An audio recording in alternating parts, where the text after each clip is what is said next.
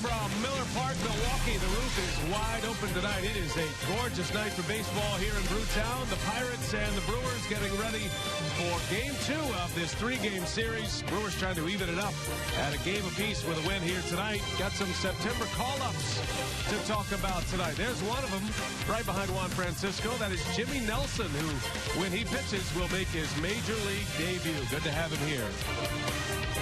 And hi, everybody. We welcome you from Miller Park. Great to have you with us tonight. I hope you're having a great day. Hope school was an enjoyable experience for everyone today, for those who started. Brian Anderson with Bill Schroeder, and we have Yovani Gallardo on the mound tonight for the Brewers. He is pitching in consecutive starts against the Pirates, and Rocky's been very good since returning from the disabled list. Yeah, I think that helped him. I think his arm feels a little bit fresher, and right now he's pitching at contact much more than he had early in the season. He's 2-0, and he's only given up 2 earned runs in 19 and a third innings in those 3 starts since returning from the disabled list. A very good start his last time out against the Pirates, 7 innings. And the interesting thing about what Gallardo's been doing in his last 3 starts, 5 walks, 13 strikeouts, pitching more to contact. And because of that, in his last start, only 93 pitches to get through 7 innings. And he's had a lot of success against the Pirates in his career, 11-4, very good earned run average at about 2.5. Well, this is September call-up season. The Pirates have called up 7 guys. The Brewers added 3 to their roster. And we will talk about them when we continue. We'll turn it over to Craig and Augie at our Brewers Live set. Stay with us. More coming up.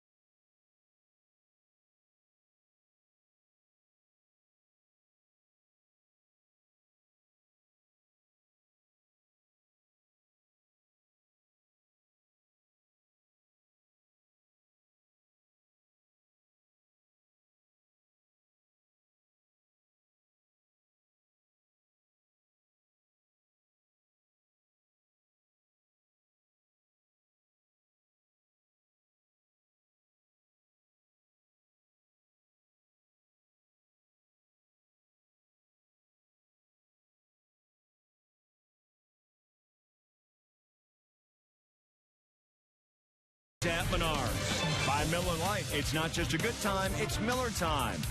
And by Toyota, let's go places. Back here at beautiful Miller Park tonight, the Brewers trying to even up their series with the Pittsburgh Pirates. First day of school, and the young kids still coming out on a Tuesday night for baseball. No question about that. Well, it's great to have you with us here tonight. Jerry and Craig back on board to the Here Before First Pitch. Final 3 September call-ups are here today, and the Brewers really focusing in, Jerry, on 2 of their top 3 prospects. Jimmy Nelson's their top prospect. He's here. He's a starter going to be used as a reliever. And, of course, Johnny Helwig, who we've seen earlier, their number 3 prospect. He's going to be a starter and get his first start at Wrigley on Saturday. Yeah, when you look at guys who are called up in the month of September, it really is a month of opportunity. And they want to do 3 things. And first of all, they want to come up and to find out, understand what the game of Major League Baseball is all about. Secondly, they want to experience as much as they can. And thirdly, they want to show they belong. Get that opportunity to go out and pitch, give it opportunity to go out and do something good, and show them they belong here in the big leagues. And of course, Sean Halton has spent some time up here, but he's officially back on the roster, and we'll get maybe a little extra time over at first base as that search continues for the Brewers as well. Dane Rock return, first pitch, Game 2, Pirates Brewers is next.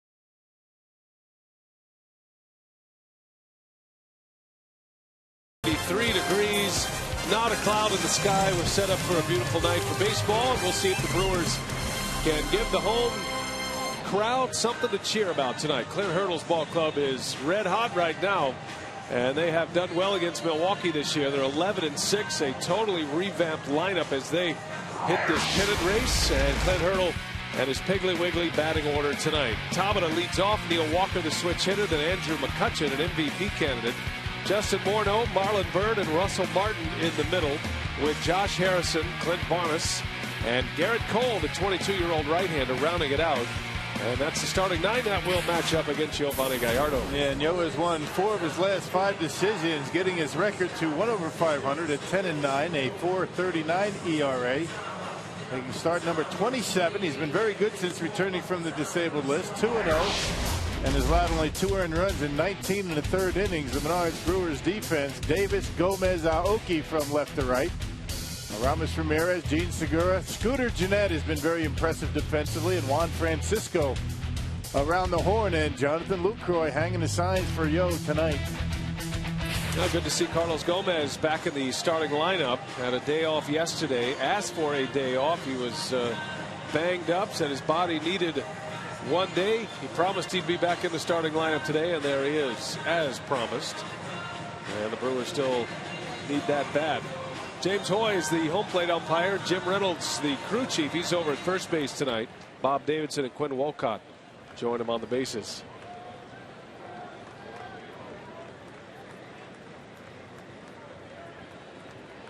So Jose Tabata digs in, and he's ready to lead off against Gallardo at the game's first pitch.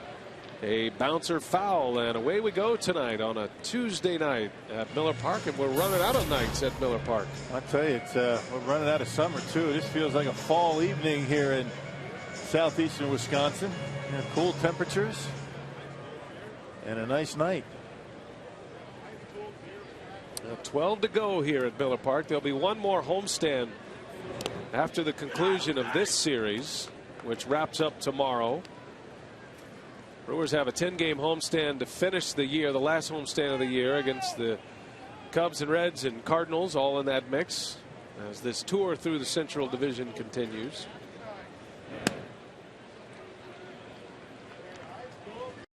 Jose Tabata continues in the leadoff spot for Pittsburgh. Starling Marte is still on the disabled list. They're hoping to get him back in a couple of weeks. He has not been able to swing the bat yet. There's a bouncer to short. Segura takes care of Tabata, and that's how the night begins for Gallardo. Well, Gallardo's been very efficient with his pitches. We talked about it when we came on the air tonight, that only needed 93 pitches to beat the Pirates 4-0. He pitched 7 innings.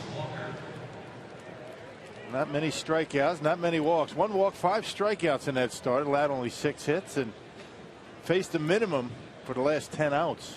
So he was very good in Pittsburgh. The switch hitter Neil Walker will dig in. He's been a hot hitter at the plate for the Pirates. He's hit a couple of 3-run home runs against Milwaukee over the last week. One yesterday, had one in Pittsburgh as well. And is now 11 for 26 in his last 6 games. He's hit in 6 consecutive.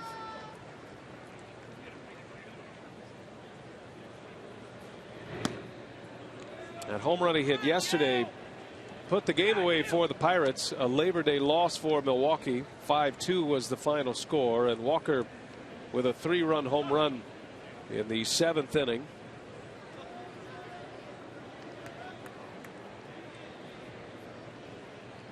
Walker now at 10 home runs for the year, and he has 4 straight years of double-digit homers. Time to get Walker for the second.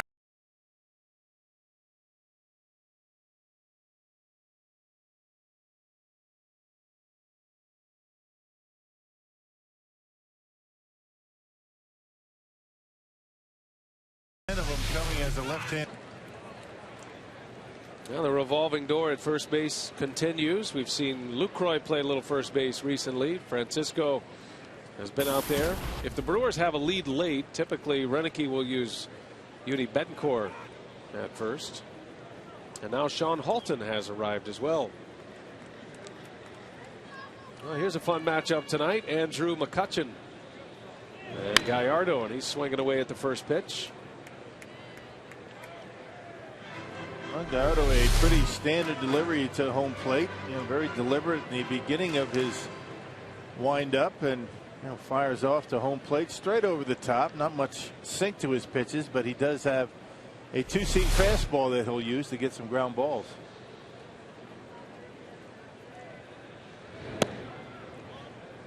Andrew McCutchen comes in 5th in the National League in hitting with a .319 average. He has destroyed Brewer pitching this year, hitting .352 with 4 homers in 17 games. There's a strike, 1-2. And Gallardo's handled him pretty well in his career. And McCutchen 9 for 34, the home run, but that's only a .265 batting average. So Yo's been pretty good.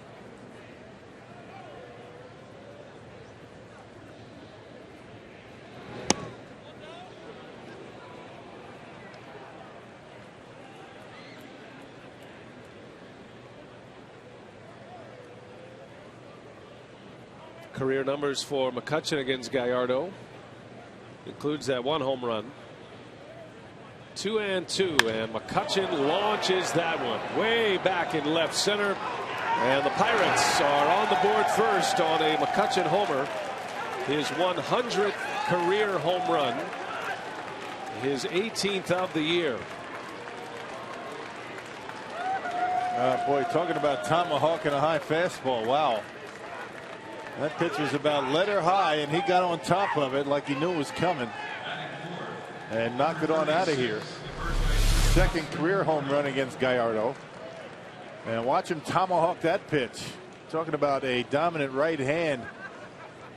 Getting up and over on that right hand and able to center on it and knock it out of here way back. Second deck out there.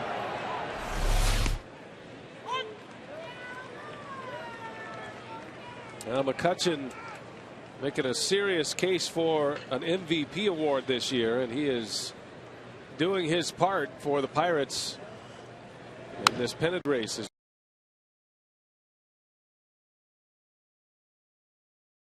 And all smiles, a milestone home run for McCutchen. First year was 2009, so 100 home runs in that stretch. And Pedro Alvarez sitting this one out tonight. Alvarez only 1 for 20 against Gallardo. And so Clint Hurdle giving him the night off. Morneau has seen plenty of Gallardo. He's 4 for 8 lifetime. A number of matchups between the Brewers and the Twins over the Morneau years. One of the new additions to the Pirates, Morneau, Marlon Byrd, Big John Buck, who we have not seen in this series. Made significant upgrades to their offense. Getting a guy like Morneau to anchor your defense over at first base, and that's something that they've needed. Morneau very good over at first, and he can hit. Full count to the first baseman, and he takes low, ball 4. And after 2 quick outs, Gallardo giving up a home run and now a walk will have to face Marlon Byrd. Number 2, right fielder, Marlon Byrd. Marlon Byrd had spent most of the year with the Mets. He served a suspension last year for PEDs. Ended his season in August. He was also hit in the face by a pitch early in the season last year while a member of the Cubs. Traded from the Cubs to the Red Sox. And then the suspension and a lost season for Marlon Byrd. He had just 1 homer, but he's come back in a big way. He's currently 8th in the league in homers with 22, which is a career high for him. Hitting at 286. It's a pretty well balanced offense, right-handers and left-handers, except for tonight. Clint Hurdle only 2 left-handed bats in his lineup. Most of the left-handers on the bench.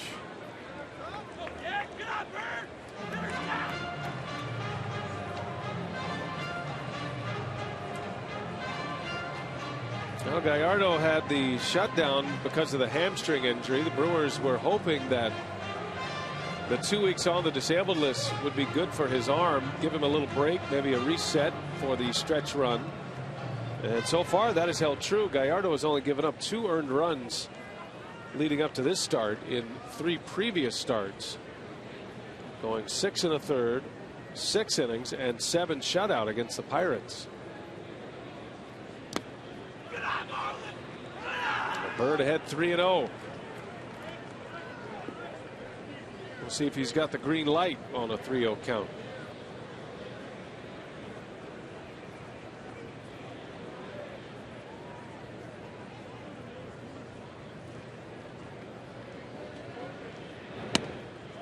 Ball 4.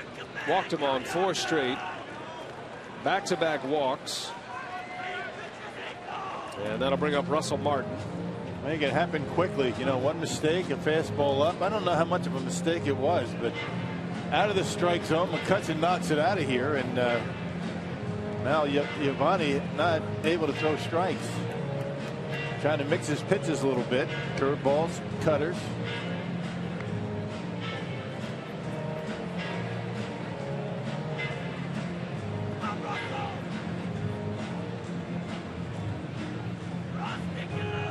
A while since we've seen sleeves on a pitcher.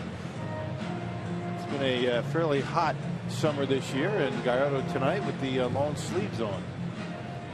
Well, that touch of fall is in the air. Major League Baseball announced the postseason schedule today. The wild card games will be October 1st. You start thinking about the postseason and October baseball, and it certainly feels like it here tonight.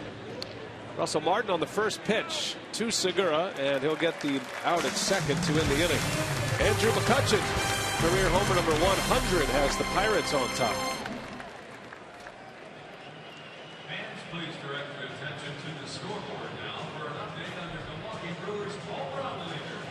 Brought to you by the Wisconsin Lottery and Powerball.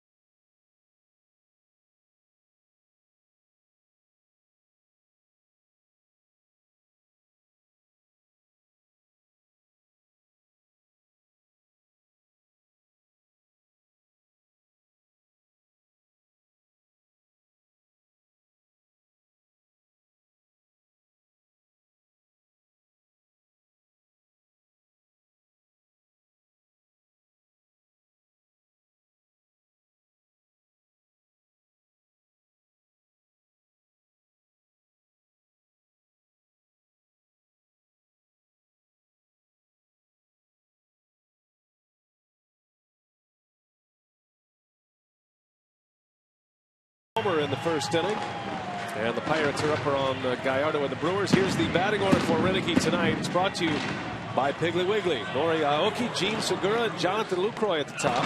Aramis Ramirez, Carlos Gomez, Scooter Gennett in the middle of the order with Davis, Francisco, and Gallardo rounding it out against hard-throwing 22-year-old right-hander Garrett Cole, who has the pant legs up to the knees tonight.Maybe he's trying to change his season around a little bit. And he's got the half sleeve, so not the long sleeves, but something in between. 15th start for Cole. He's 6-7, and he started his season. Got called up back in June. He started 4-0. And check out the Menards Pirates defense. Top it up, McCutchen, Bird. Same alignment in the outfield. Josh Harrison at third base, replacing Pedro Alvarez. Barmes, Walker, Morneau. Russell Martin behind home plate. Very good thrower behind the dish for the Pirates. And he will be catching Garrett Cole tonight.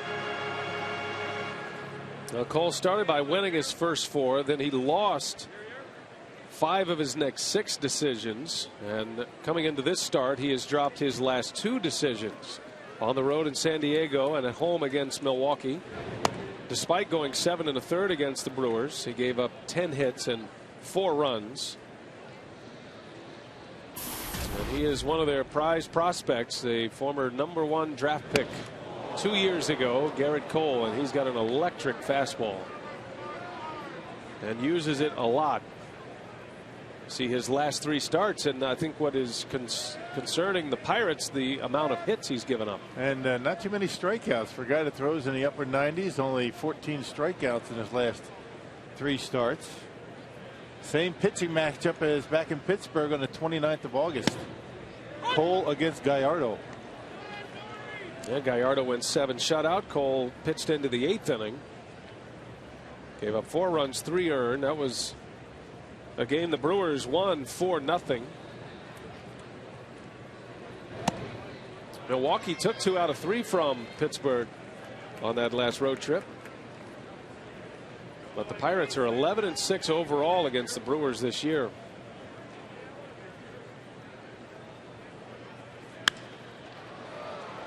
Nori down the left field line. That's going to slice foul in the seats. And the count goes full. 3 balls, 2 strikes. Pittsburgh brought up 7 players, including Jason Grilli, whom they activated today, their closer. Reports are that he is not going to step into the closer's role right away. Going to get some low leverage innings, as they say. But that's a big return for Pittsburgh and one of the few pieces that they're missing. Aoki takes ball 4. And the Brewers have a leadoff base runner in the first inning. Well, the Pirates not messing around in the bullpen. They've got 10 guys down there, including Grilli. And let's check out the delivery of Garrett Cole. He fires off of that pitching rubber, uses his legs extremely well. Kind of a little bit of a shoulder turn to hide the baseball. You can see the way he fires toward home plate, giving you everything he's got. And when he gets oiled up, he can give you about 96, 97. Played his college ball at UCLA. He was teammates with Trevor Bauer there. A couple of first-round draft picks. Gene Segura, a big cut and a miss on a 97-mile-an-hour heater.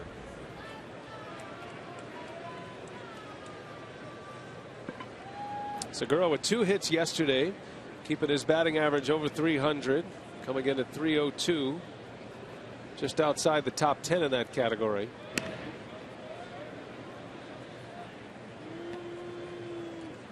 Segura still among league leaders in hits. Has 163 hits, just one back of Matt Carpenter of the Cardinals for the league lead. It's been amazing how consistent he has been.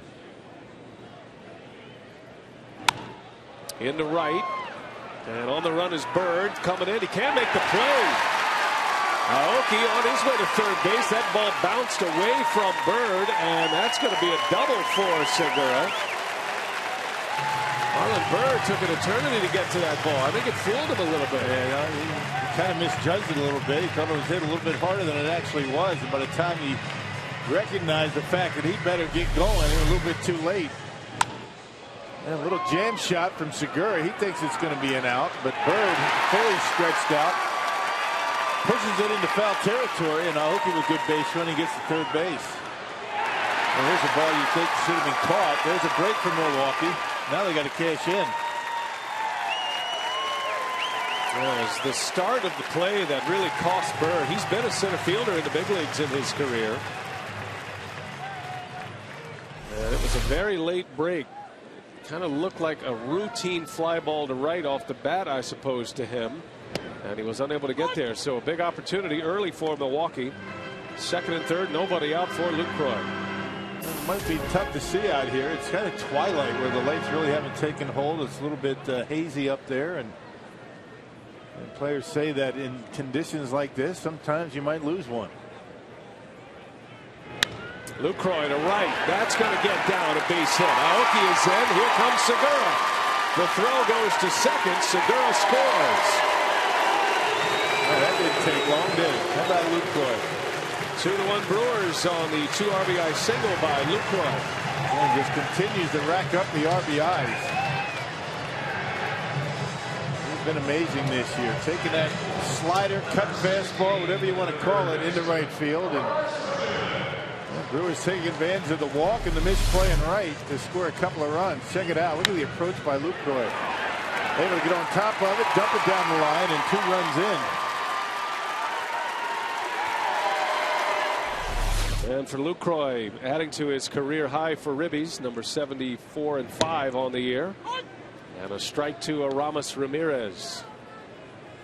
And 71 of those RBIs coming as a catcher.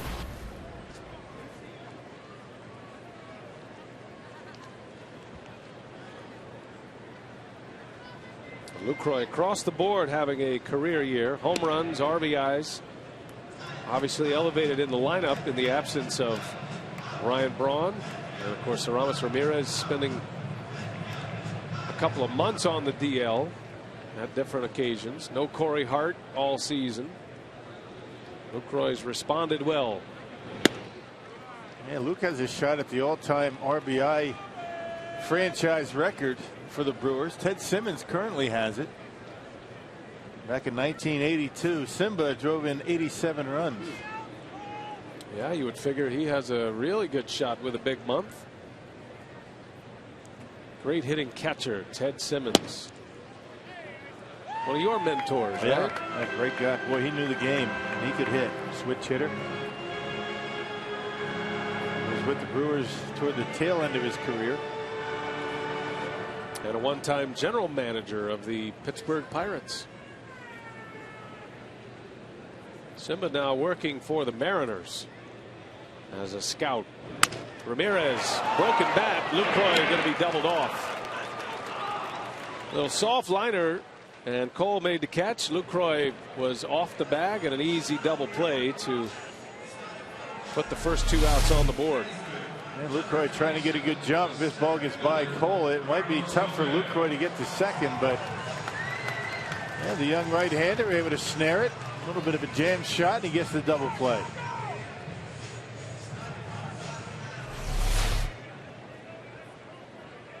And so Carlos Gomez will bat with the bases empty. Back in the starting lineup, and we'll see how an off day treats him.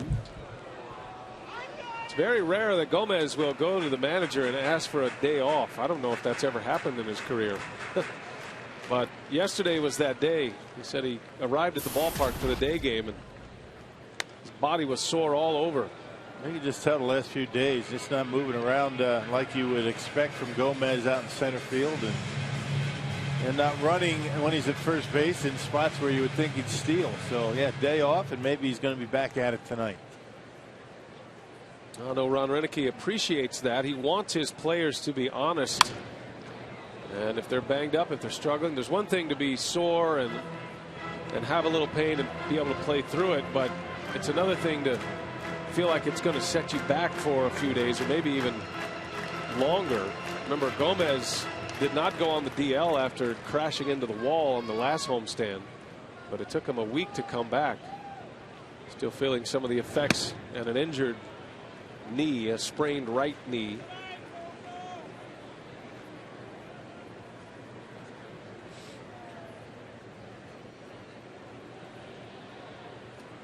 Two balls, 2 strikes on Gomez. Into shallow right. Walker is back, and he makes the catch. Nice play. Neil Walker. An excellent play over the shoulder to end the inning. Well, Segura with a base hit, maybe a gift, courtesy of Marlon Byrd, and then Lucroy drives in a pair. And the Brewers take the lead.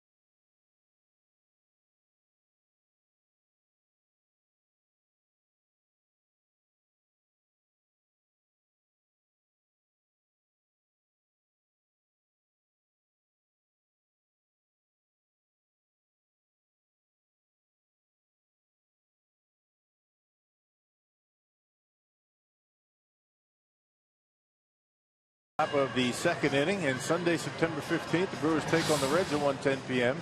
And all fans in attendance get a Ben Oglivie bobblehead, compliments of Waukesha Metal Products. Visit Brewers.com for tickets.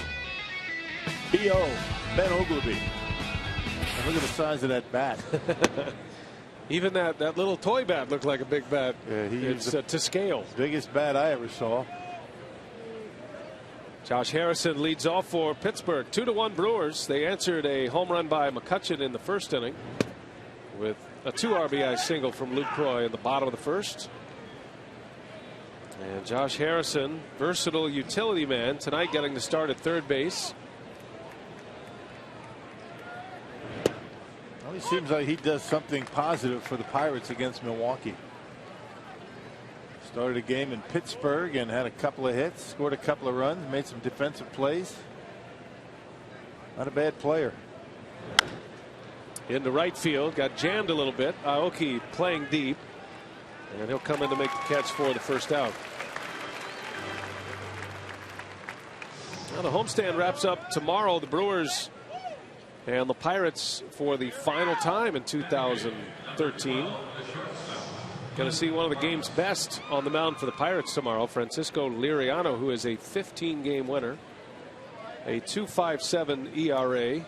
If Clayton Kershaw should implode down the stretch, he would have a significant chance to win a Cy Young award. Willie Peralta goes for the Brewers tomorrow. And then the Pirates are headed to St. Louis. The Brewers are on their way to Chicago to start a series against the Cubs Friday. Both of these teams have Thursday off.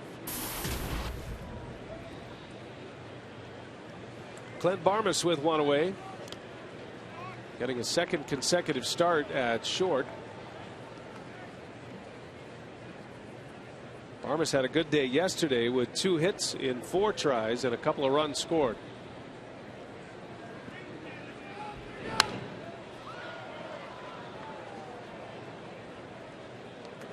I think the one thing the Pirates are going to be able to do, maybe more than any other team in this Central Division race, because of their additions, and you have players who can play multiple positions, Clint Hurdle's going to be able to play the hot hand when he wants. This is a good example here at Barmes. Soft liner to right, and Aoki for out number 2. Yeah, both of them pretty good defensively. And we mentioned that the Pirates have 10 pitchers in their bullpen. They have 9 guys on their bench. 32 players in that Brewers visiting clubhouse. And they're saying more might be coming. And that's what you should do if you're in a pennant race and you have pieces. They have a full bench, a full bullpen. Well, you have 40. 40 is the max. And the Pirates might come close this year. That means you can play matchup a lot more in the bullpen at the end of games because you have extra pitching. It does mean the September games can go a little bit longer than normal because you have more pitchers to go to, and you can, instead of saving your left-hander, you can empty out your bullpen. There'll be no running out of pitching in this series. No. Brewers have 10 in their bullpen as well. Added 3 players today, did Milwaukee. Sean Halton, Jimmy Nelson, who's in the bullpen. Halton's a first baseman. And then Johnny Helwig, who will start on Saturday against the Cubs. There's Jimmy Nelson in the middle. Got a great year, AA and AAA this year.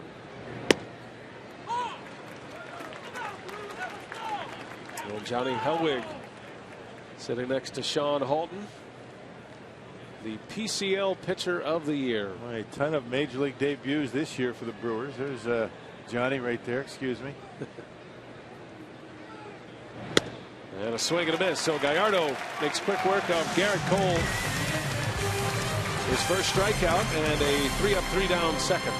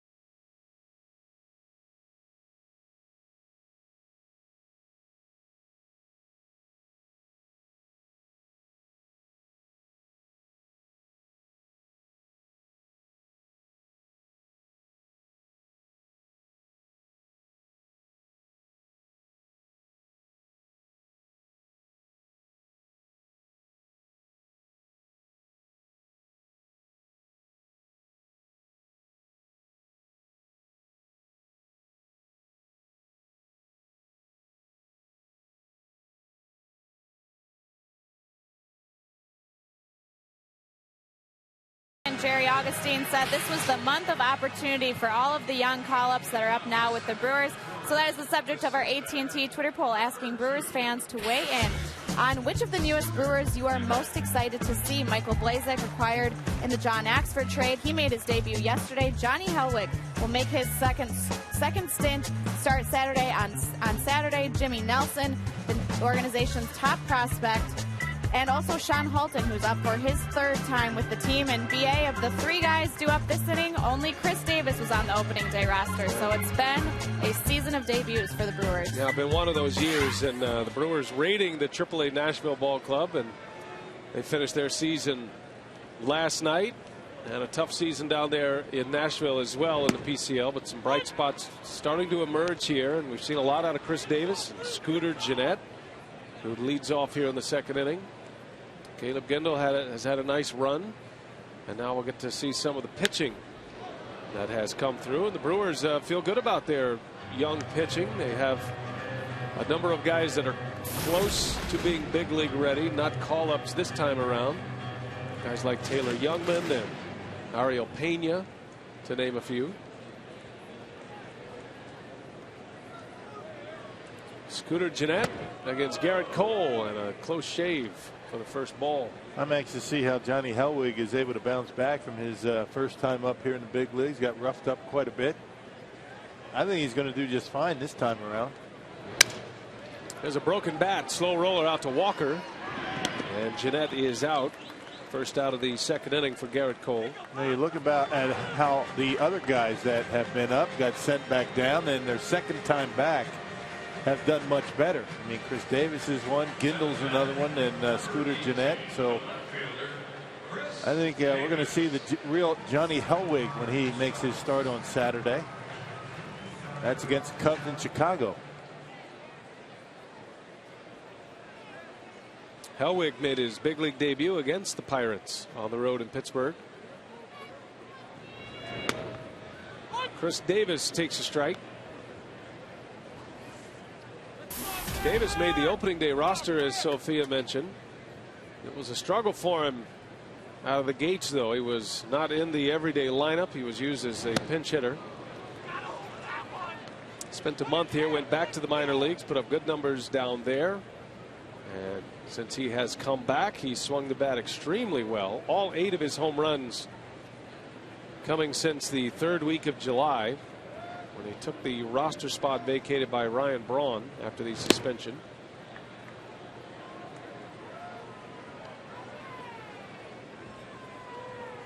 The other Chris Davis, the Baltimore version, is the American League leader in home runs.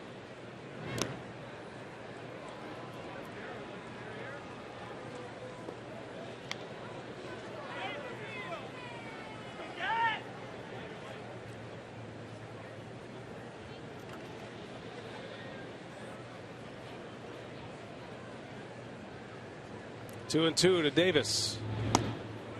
Count goes full. Davis does have a big swing, has great power to all fields, but he has shown he will take a walk. He's worked a lot of deep counts. Looks like he's got a good idea. But not a long swing. He's got a big swing, but a short, compact stroke. It's out hard right at Barmas, an excellent fielder, and he makes the play for the second out. Everything seems to be collected, and then when he decides to swing, he lets it all hang out, and he's very much under control when he does swing.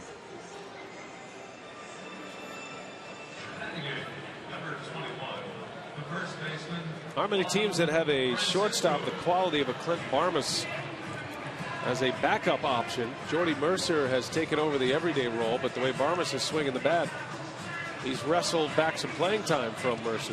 And that's what put him on the bench the first time. Couldn't hit. The bat plays.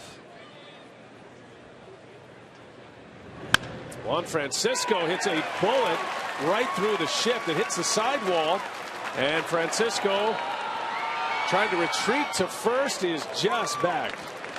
That's a nice play by Neil Walker, recognizing that ball wasn't going to get out of the corner, and he was the only one that had a play on that one, and he did it. Good heads-up play by Neil Walker, who was way back on the grass to start with, realizing he better go get it. And had he recognized Francisco's big turn right away, Juan would have been out. A single with 2 away. When Francisco is at the plate, the Pirates always put a big shift on for him, and they do it a little bit differently as they put the third baseman on the right side as Gallardo takes a ball. And that makes sense if you think about it. So only one guy out of position as opposed to 2 guys.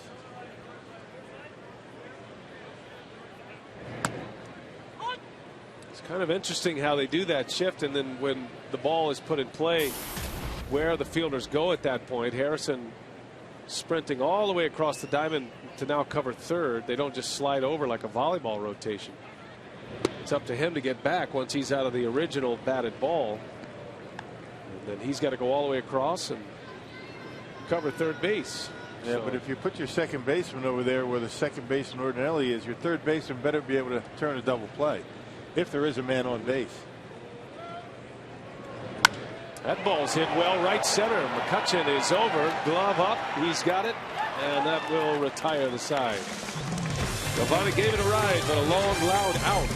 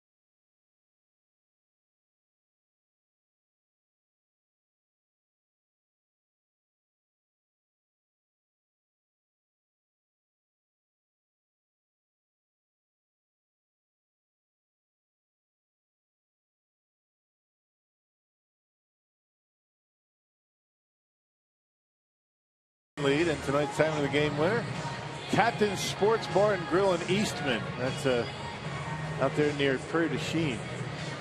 If they call the Brewers in the next 24 hours, they get 40 Miller Lite beer pen tickets to a Brewers home game. This offer courtesy of the Tavern League of Wisconsin and Miller Lite. Tuesday night at Miller Park. Great to have you with us. There's the Brewers and the Pirates for game 2 of the series. We head to the third inning now. Top of the order coming up against Gallardo. Jose Tabata, Neil Walker, and Andrew McCutchen. McCutchen homered in the first. Lucroy drove in a pair in the bottom of the first.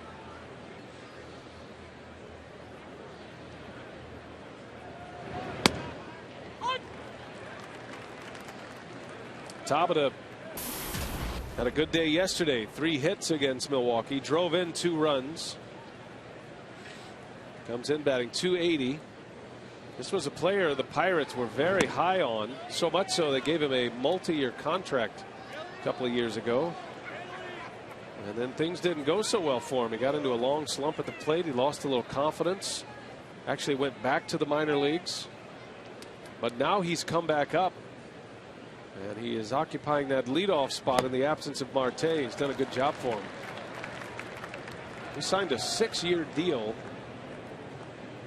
which began in the 2011 season. A 6-year contract. That's a big deal for a guy that had 1 decent year under his belt. And the Pirates are hoping that he's going to be able to figure it out. Swing and a miss. Gallardo strikes him out. First out of the third inning, and the second strikeout for Gallardo. cut fastball from Gallardo has been a good pitch for him since his return from the disabled list. It's going to be our head and shoulders whip. Back-to-back strikeouts. He got Cole, the pitcher, to end the second, and this one to get Tabata. Cut fastball off the outside corner.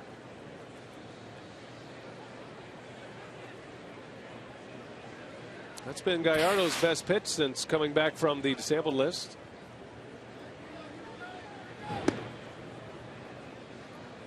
He hasn't used much of the big curveball. He threw a little. He threw more of them in his last start against the Pirates, but his first 2 starts, not too many.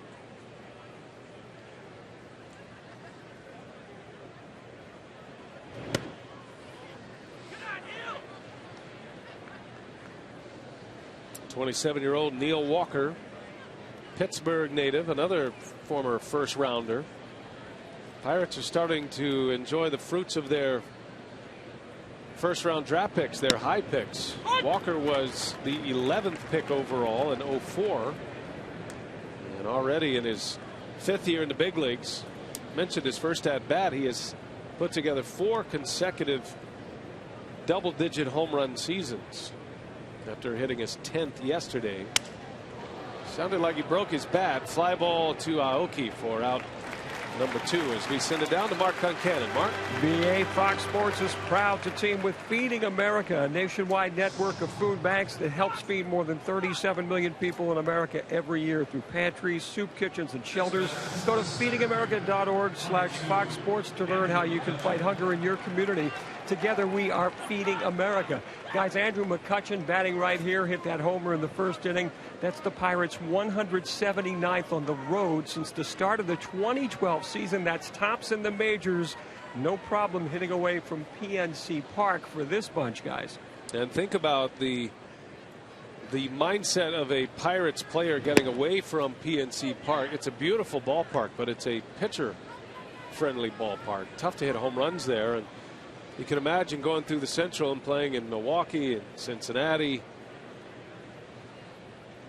You've got some home run opportunities. It would have been if that ball would have gotten out, the one that McCutchen hit in the first inning. I mean, he had a blast, but it's 410 out there in PNC Park where he hit that baseball tonight.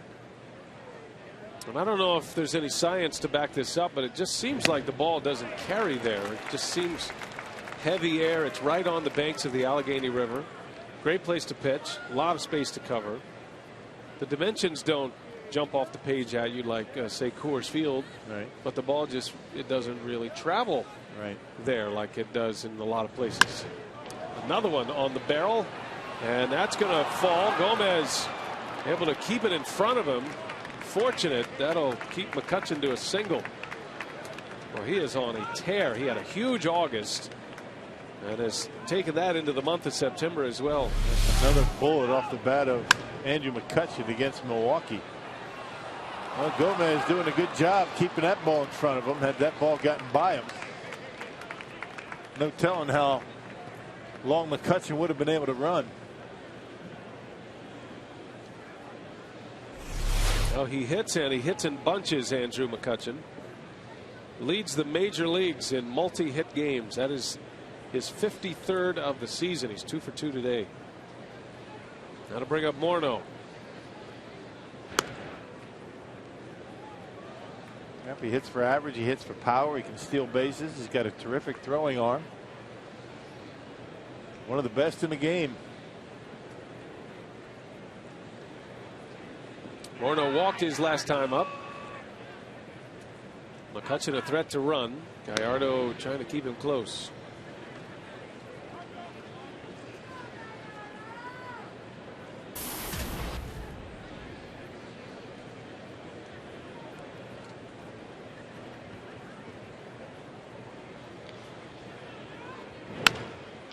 And he shoots one to the opposite field, a base hit. McCutchen on his way to third. Morneau will be held at first base. Davis overshoots the cutoff man, but first and third now.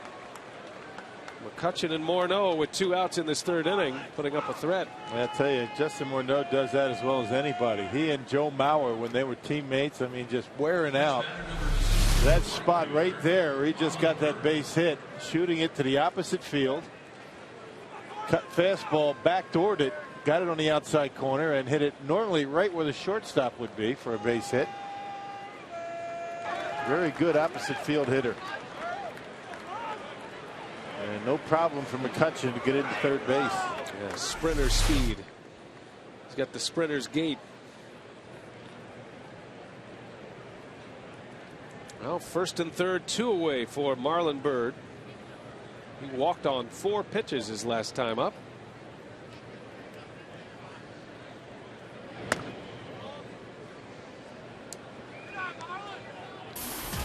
Pittsburgh sitting on 80 wins. One more win, and they will guarantee at least a 500 season, which they have not had since 1992. They're trying to downplay that a little bit, but that's a big deal for Pirates fans, at least as a first step to what they hope will be a return to the postseason for the first time since '92. Yeah, especially when if you get your 81st win on September 3rd. I mean, it shouldn't be a big deal for them. They have bigger fish to fry this year. 20 straight years of losing records. Hit 79 wins a couple of times. This was one of the powerhouse franchises in the 70s. One of the more famous teams. The 1979 We Are Family Pittsburgh Pirates. That club in '92, guys like Barry Bonds early in his career, and you had actually Bonds went to San Francisco the next year. Andy Van Slyke. My favorite, Mike Lavalier behind the plate. Byrd into right center. Aoki cannot make the play, and McCutchen will score. The throw to second is late, and the game is tied as Byrd dumps one into right center. RBI single makes it 2-2. Very deep out there in right for Marlon Byrd, the right-handed batter, and Aoki just could not make up enough ground quickly enough to be able to get it. He short hops it. And Morneau thinking about third base. Surprised he didn't get there. 2 outs, running on contact, and thought he better not make the third out at third base. So all tied up. 3 straight hits for the Pirates with 2 outs. And that'll bring up Russell Martin.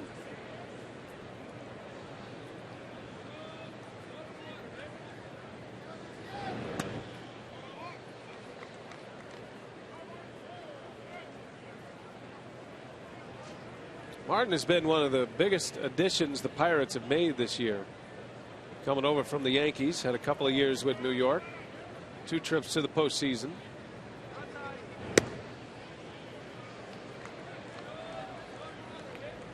Russell Martin, the last National League catcher to win a Gold Glove since Yadier Molina started his defensive reign. That was back in '07 when Martin was a Dodger.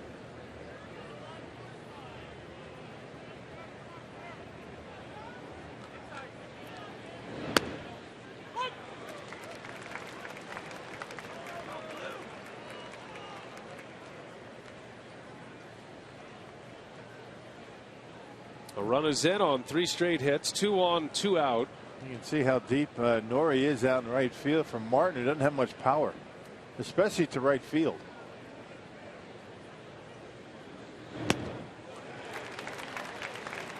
Two and two.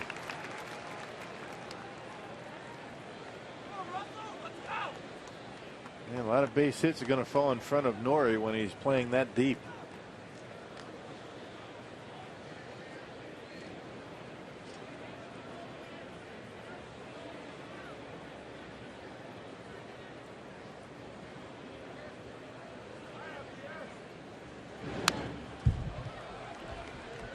Now the question why Aoki plays that deep. The Brewers trying to cut off the extra base hit. Aoki struggles with the wall a little bit. He's more comfortable coming in than going back. And you give up some of those hits like Byrd just had.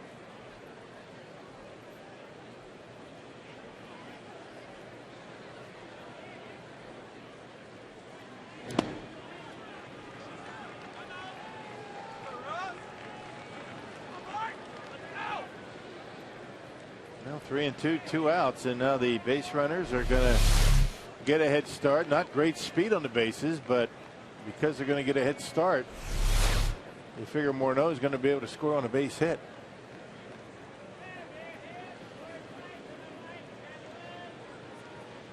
There they go. 3-2 called. Strike 3. Martin is rung up. Gallardo gets out of it, but gives up a run on 3 hits, and we're all tied up. Gallardo with a cut fastball for a called strike 3.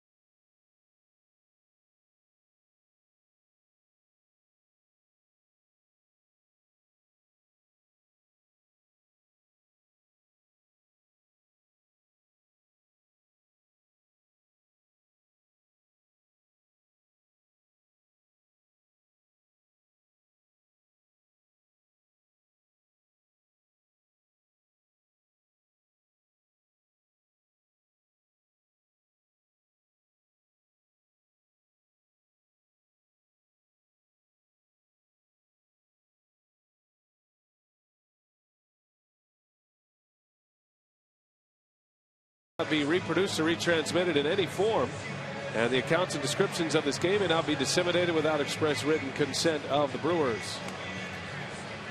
All tied at 2. We're on our way to the bottom of the 3rd inning. I see a few kids out there tonight enjoying Miller Park.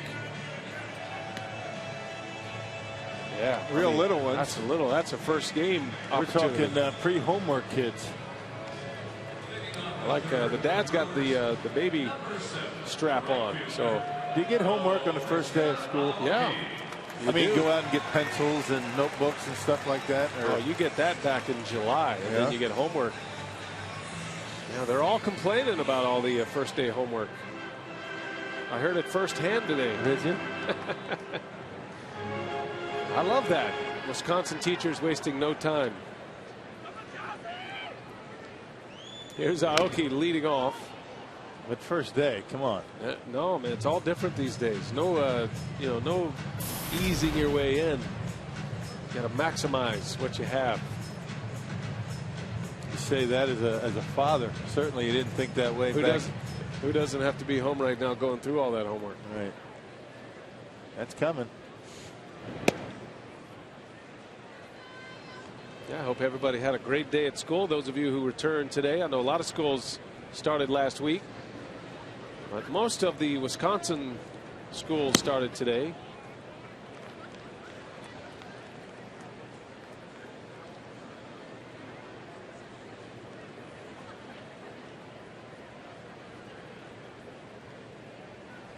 Two and one on Aoki, and he takes one down low. 3 balls and a strike. Pirates got a homer in the first from McCutchen. RBI single from Bird in the top of this inning. Lucroy responsible for the 2 runs on the board for Milwaukee. 2 RBI single in the first. That ball's ripped right center, and it is down. Bird able to cut it off. Aoki will hold up around first. And a base hit to start the 3rd. Aoki's been on twice. Well, Cole can't get that breaking pitch over for strikes. I mean, he's forced to come in with fastballs. He becomes very hittable. A 3-1 fastball to Aoki, and he's able to pound it into right center. Marlon Byrd doing a good job getting there quickly and getting it in. And Aoki having to stay at first base.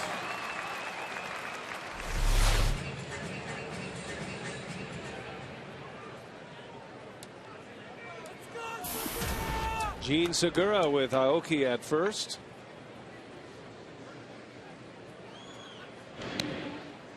Segura had a double his last time up. Kind of a flared double that just died out in right field. Byrd got a late break on it. And it was a double, and then Segura ended up scoring on Lucroy's hit.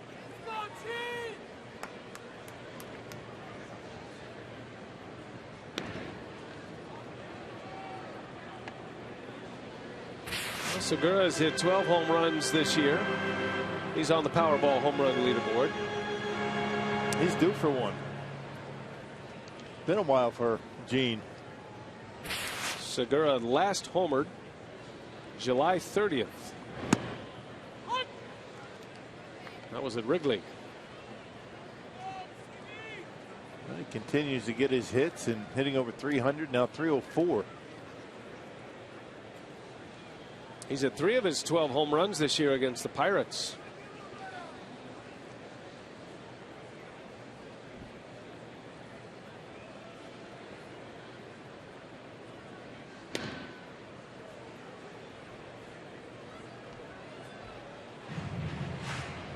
I asked Segura if he was going to play winter ball again this year. He won a batting title last year. He said, I assumed it would be a quick no, but he goes, no, I think I probably will. It's kind of what I do. It's my personality to play. I said, oh. Well, these kids are kind of pressured to play a little bit anyway in winter ball in their home countries. Dominican Republic for Segura. And it's kind of considered to be a snub if you don't, if you're one of the stars in the big leagues. You don't have to play the whole season, but you got to play at some point. And he admitted as much. Also said, you know, he comes from poverty and has a lot of mouths to feed, as he said. As he swings and misses, down he goes on strikes. Segura's not yet at the point where he's making the big dollars. And so feels like he needs to play and wants to play as well. We'll see how much offseason he actually gets. There's still minimum salary in the big leagues, a lot of money in the Dominican Republic.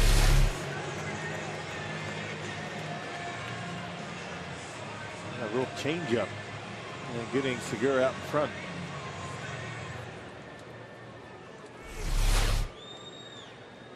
So the first out here is Lucroy now, and Cole misses away. 97-mile-an-hour fastball.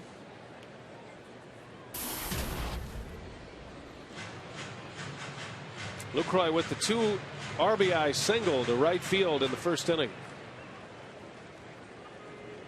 Didn't waste time driving in the runs. Brewers had 2 on the board before there was an out in that first inning. So if you're Lucroy, you're thinking something inside, right? The way he was able to cover that outside corner with the breaking pitch.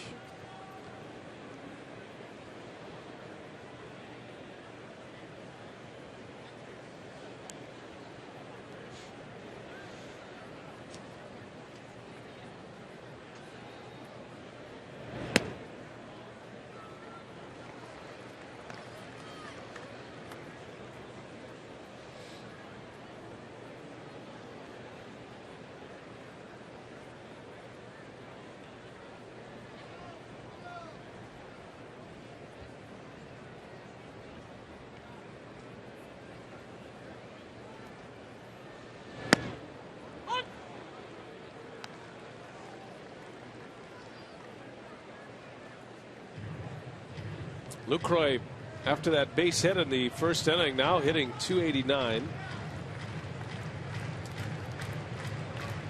Took the collar yesterday, was 0 for 4. And stranded 4 runners. It was a frustrating day offensively for the Brewers.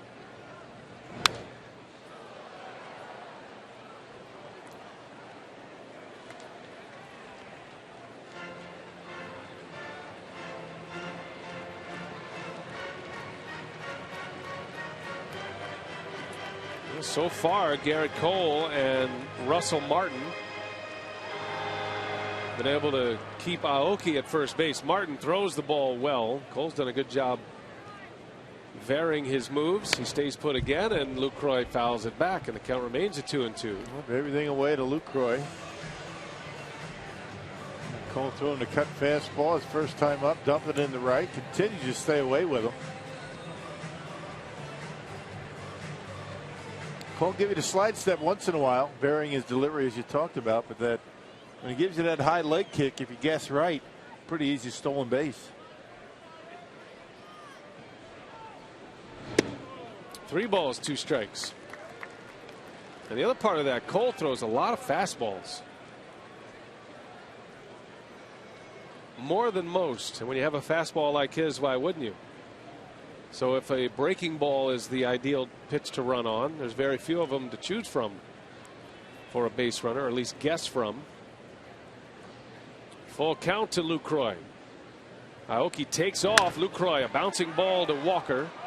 Drops it, recovers, and gets his man. Out number 2. About a game break, we take a look at the action in Cincinnati. The Reds and the Cardinals are hooked up in a dandy. Homer Bailey against Michael Wacha. And Cincinnati finally scoring. This was a 0-0 game in the bottom of the 7th inning. Todd Frazier drives in the speedster Billy Hamilton, who entered the game as a pinch runner, scored his first major league run. That's the guy that set all the minor league stolen base records, Billy Hamilton. And he's up in the big leagues to do one thing, and that's run. And the Reds have the lead. They're trying to take the first 2 games against St. Louis in that series. That pinch run, steal the base, put him at second base. Homer Bailey, 1 walk, 8 strikeouts in 7 innings. He's only allowed 2 base hits. Reds got a great start yesterday from Matt Latos. He beat Adam Wainwright. Wacha with 6 shutout innings. The rookie pitcher.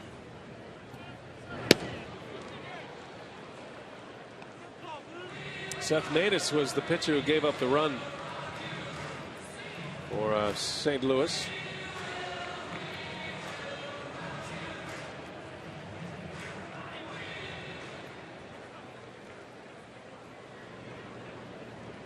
Ball and a strike on Aramis Ramirez. He's got Aoki at second.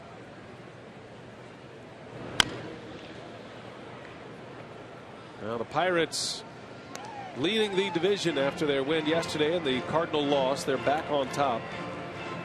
Pittsburgh has been in first place or second place since June 21st. One of those 2 spots they've occupied. Actually had a 4-game lead at one point in early August. Reds are trying to hang in there. They're 3.5 back of Pittsburgh starting play today. Cardinals and the Reds are the top 2 spots in the wild card race in the National League, and it's not even close.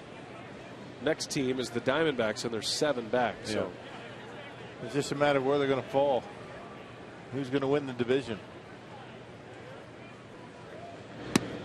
Ramirez strikes out, a rare breaking ball from Cole, and he gets Aramis to end the inning.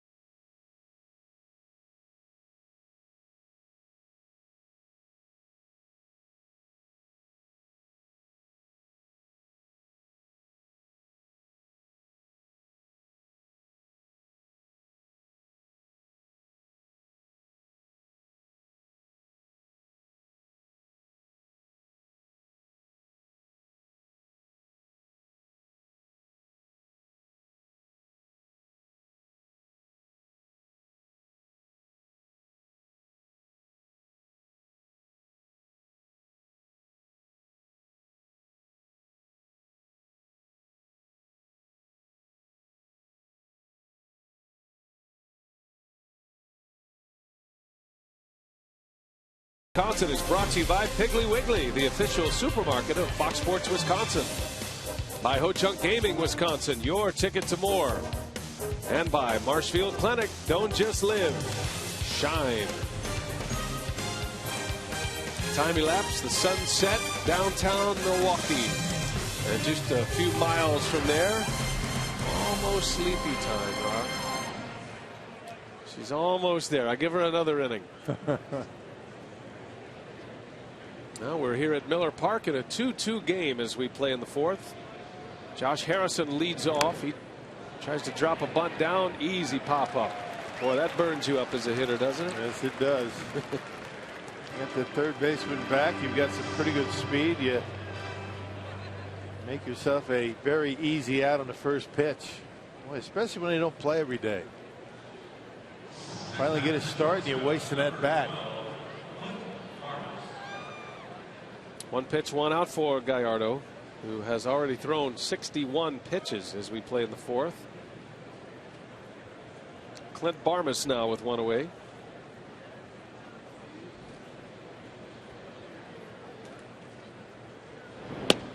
I think the best way to describe Gallardo's year, one word: grind. Seems like his entire season has been a grind. Each and every start. He's had his moments. Got off to a great start in the WBC. Looked like he was going to be the club ace. He was the opening day starter once again for the Brewers. But he hasn't had his normal fastball this year. There's a good curveball. That's been his signature pitch throughout his career, and that's been an inconsistent pitch for him. And that's a pitch he hasn't thrown much since returning from the disabled list, and he got a good swing from it. That is a tough pitch to handle, you know, from that angle.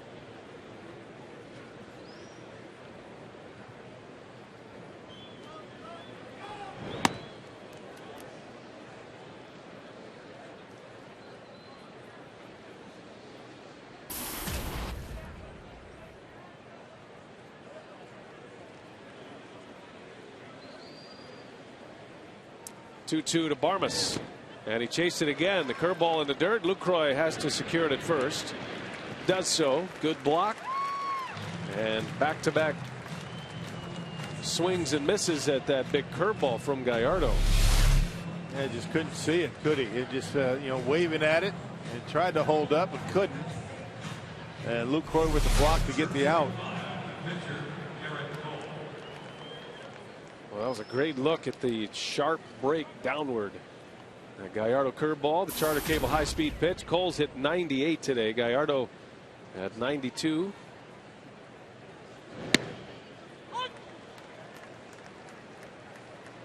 Garrett Cole is part of that ever-growing group of young, hard-throwing right-handers in the big leagues. And going back to basics, pretty much a lot of them just you know, firing fastballs. Look at Shelby Miller over there, Cingrani. You know, you got Jose Fernandez of the Marlins. A lot of fastballs these guys are throwing, not messing around, just bringing the heat and finding some success. Joe Kelly.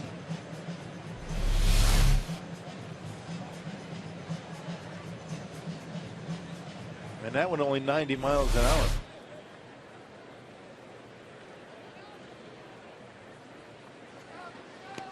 A swing and a miss. Gallardo strikes him out. Back-to-back Ks. And another 3-3 down inning. 2-2 game. We head to the bottom of the fourth.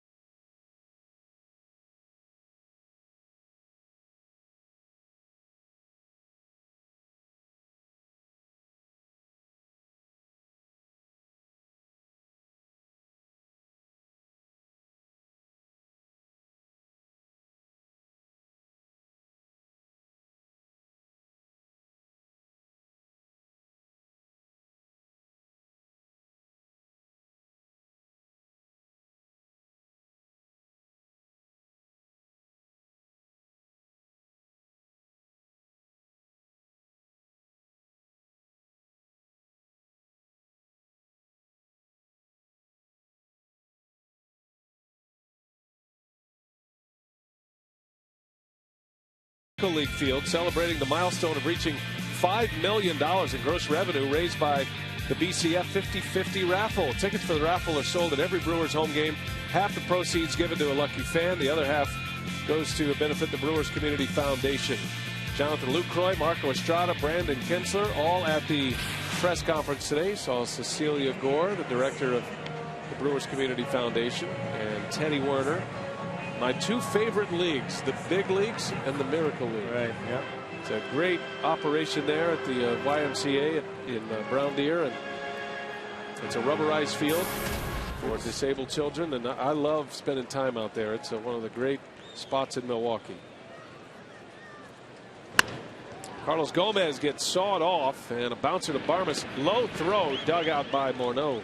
Yeah, Morneau's going to help this team defensively. They have had their problems, with the errors this year. When you look at what they've done, they've 96 errors and near the bottom of the National League. And ordinarily, good pitching and poor defense don't go hand in hand. But the Pirates have, bucked the odds a little bit so far this year. But I think Morneau's going to help them. Most of their errors coming from Pedro Alvarez at third base. They don't feel like a poor defensive team to me. I don't know how you think about the Pirates. They do have a hole at third base. It's going to be very interesting to see how Clint Hurdle will operate in the postseason, especially if they get into a long series. If they have a late lead, do you keep Alvarez in the game at third base in the 8th or 9th inning? Or right. Are you confident that he's going to be able to be a better defender than what he has shown so far in his career? Slow roller. Cole pounces on it quickly to take care of Jeanette. Well, they're pretty strong up the middle with Russell Martin. You got McCutchen out in center field, whether it's Mercer or Barmes at shortstop. They're both very good. Neil Walker about average at second base. I mean, he's not going to hurt you too badly. The range is limited. I think Morneau's going to help at first. And you're right, the big wild card is going to be Alvarez. Then they get Marte back at left field. I mean, they can cover a lot of ground. Yeah, he's one of the best. Has a great arm. And Marlon Byrd not too bad. So they have improved themselves with trades. Here's Chris Davis. Takes a strike. Pedro Alvarez is out of the starting lineup tonight. He's committed 26 errors this year for the Pirates. One of those came yesterday. 27% of the Pirates' errors coming from one player.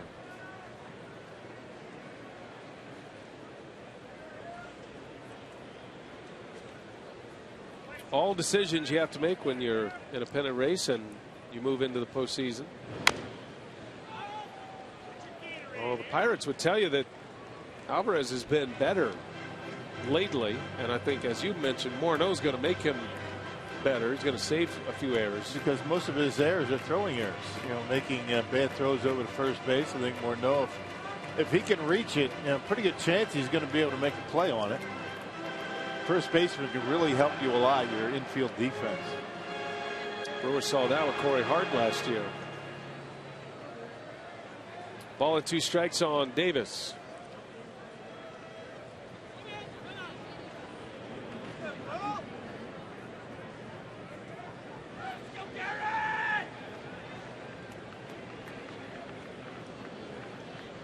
Two outs and a 1-2 pitch right off the mask of Martin.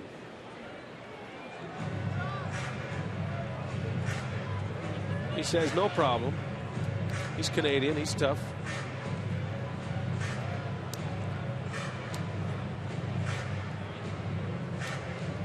Just in case, home plate umpire James Hoy gives him a breather.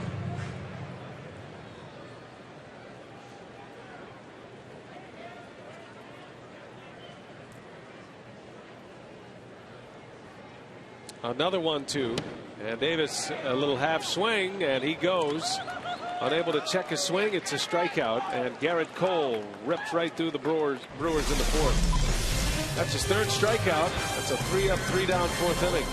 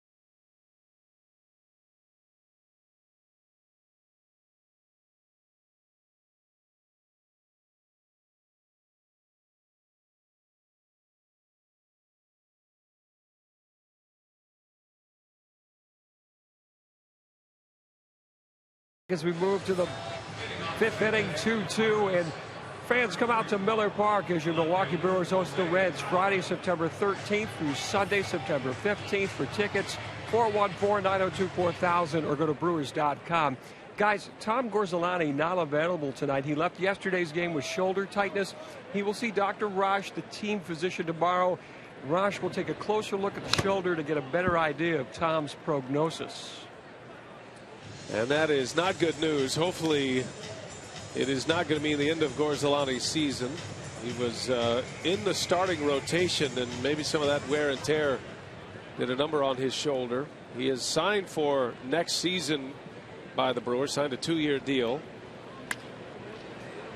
A slow roller to Segura, and a tough play out at first. Tabata. Hey, beauty. I'll tell you. Yeah, terrific play by Segura. The kid something else over there. He had to surround a little bit, got it on the backhand, and was in position to throw right away. Tabata gets down that line very well. A couple of hops. You can see the way he's able to circle that baseball, surround it, and get his momentum toward first base. Just a terrific play. And a routine play in the box score. A nice pick by Francisco. You can tell Juan's been working on the footwork at first base. He spent a lot of time over there. This is the first year he's ever played first. And he's had his troubles at first base, but you can't do that any better. He stretched out, played what could have been a tough hop into a very short, easy hop with the stretch. And the long hop, the short hop, relatively easy. It's that in-between one that is tough on everybody. And that was a short hop. So one gone for Neil Walker.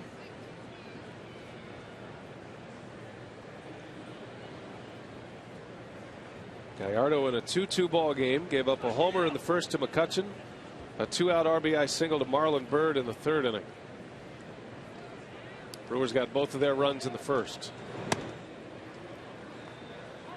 In both innings that Giovanni has been in trouble. He started out 2 outs and nobody on with this part of the order. Able to get Tabata, Walker, then McCutchen is the start of most of the problems that he's had tonight. Now Walker takes a ball inside, 2 balls and a strike. That game in Cincinnati is now headed to the bottom of the 8th inning. The Reds still lead 1-0. Reds are coming up at home. Cardinals in a bit of a slide lately. Dropped 2 out of 3 to the Pirates recently. Brewers are going to see St. Louis at Busch Stadium next road trip. Next week. Tuesday, Wednesday, Thursday. 3 night games in St. Louis. And you know the Brewers would like nothing more than to win that series. But first things first.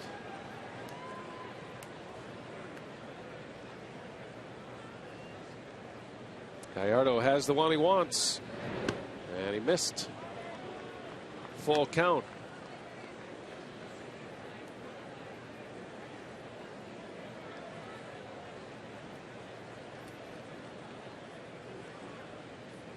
When the Brewers were in Pittsburgh, Neil Walker, who was a star quarterback in high school in Pittsburgh, he caught a ceremonial first pitch from Dan Marino. Said it was one of the thrills of the season as he draws the walk. And a base runner, and now the heart of the order coming up. This has been the tough part of the order against Gallardo. He has not retired McCutchen, Morneau, or Byrd tonight. 4 hits and 2 walks. And there's number 6. I mean, I'd say that is a close pitch to take on a full count, but he walks. Why swing at it if it's close? It's probably not going to be called. And now Gallardo has to deal with a dangerous McCutchen. And he rips one right to Jeanette. He'll go to the bag, throw to first in time. That was a bullet off the bat of McCutchen. Gallardo with his heart in his throat. Watch that one go right by his face. Jeanette was right there on the shift. And a 4-3 double play to end the inning.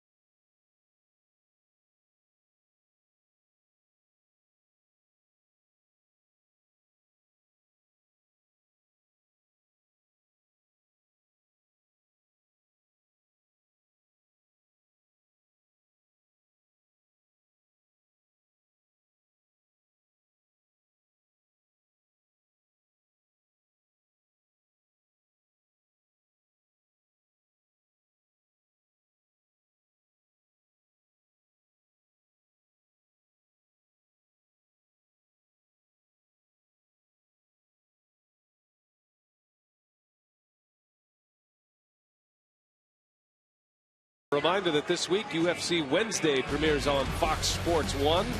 Prelim fights leading up to the main event on UFC Fight Night. Third-ranked lightweight heavyweight Glover Teixeira taking on Ryan Bader. And then it's the season premiere of The Ultimate Fighter. UFC Wednesday begins at 4 p.m. Eastern, 3 Central with the UFC Fight Night pre-fight show. That's this week, Fox Sports 1. Garrett Cole back to work. Gallardo gets out of the 5th inning as McCutchen bounces into a double play. A hot smash off the bat of McCutchen. And now Juan Francisco to lead off. He'll be followed by Gallardo and then back to the top of the order. Cole's retired 6 in a row. And he's only given up 2 singles since Lucroy's 2 RBI single in the 1st inning. Francisco had 1 of those.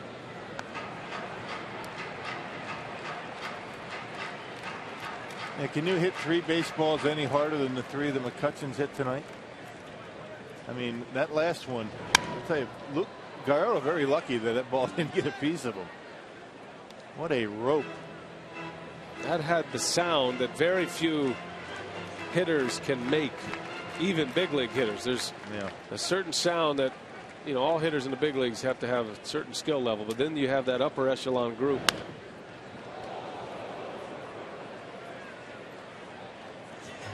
Everything it seems right now McCutchen is swinging at is being hit hard. He is in a great groove at the plate. That's how you get him out. You hope he hits it hard right at somebody. He did, and Jeanette able to turn the double play. Going good right now, last month plus.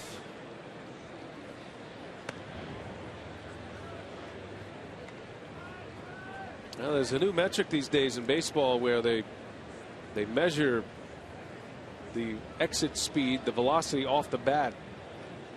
And McCutchen's up there among the leaders as Francisco leans out over one deep to center, and McCutchen makes a catch for the out. Francisco retired. Go ahead, I'm intrigued. Yeah, we used to do it a lot in the golf world back when I was with Golf Channel. At one point we used to set up radar guns right by the teeing area, and you could see who was hitting the ball the fastest off the club face. And of course there's a much more better technology these days in the golf side of things, and that's how they measure if clubs are a right match for you. And remember, I think it was Hank Keeney had one of the fastest I ever saw, like 191 miles an hour. Wow. But baseball is starting to dive into that territory now as well, and measuring speed off the bat, and that gives you an idea of how a guy is squaring the ball up. And if a player like McCutchen, who's hitting what, like, you know, 380 over the last month, but he's hitting the ball so solid, it might not be showing up in hits all the time like it was in that double play a moment ago. So that's just another way for baseball operations folk to confuse the issue. Confuse him and measure how successful a guy is. You're always looking for something other than the old statistics, and, you know, the batting average, RBIs, home runs. Those tell a story, but sometimes the other metrics tell another story.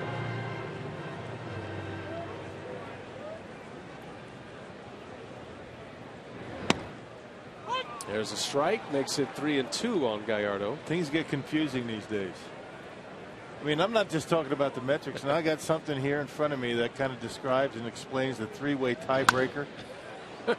I couldn't get through the first paragraph. I say A, B, and C, and then if A does this and B does that, it's like, all right, whatever, I give up.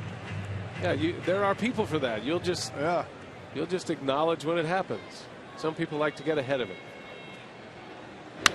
Gallardo down the right field line. That's a base hit. Bird able to cut it off, and that's going to keep Gallardo to a single. It's a good job out there by Bird. Yeah, he just hit a 98-mile-an-hour fastball down the right field line. Pretty good athlete to do that. You're pitching and you hit a 98-mile-an-hour fastball for a base hit. That's saying something. Gallardo able to hit it hard down the line. Now, do you think Giovanni hit it harder than 98? Good question. What do you think the metrics would say? I don't know. Metrics would say hit it hard to the point where he should have had a double. Right. I don't think it exited off the bat as fast as it came in from Cole. That's just a guess, though. I don't have any science to back that up. Yeah, there's a lot of information out there like that. Yeah, there is. It really is. I mean, it can help. It can be confusing. It can. It's just another way to evaluate. Well, and that's really the point. And one of the arguments that I can't stand, and where I think it's really gone wrong, is this old school versus new school, as Aoki lines one to McCutchen for the out. I don't think you need to pit the new numbers and some of the things you're looking at against the old numbers. Certainly, scouts put eyes on players. I think there has to be a combination of both, and I know the Brewers utilize all of that. Yeah. I know it makes for a good debate, and there's obviously some good TV about it with the arguments, but I mean, what old school baseball guys like yourself have seen watching games with your eyes, and right. That's something you can't just put a number on. Now they're trying to and starting to put numbers on. Yeah, certain things just can't be quantified. I mean, the heart of a player, his determination, how hard he works. I mean, there's no number for that. We're talking about scouts that go around and beat the bushes. They're down in the minor leagues. They're in college level, high school. Yeah, you're looking at different things. Does a guy, and it's a results-oriented business, so runs matter, batting average matters, runs produced, and if you're on the mound, you can.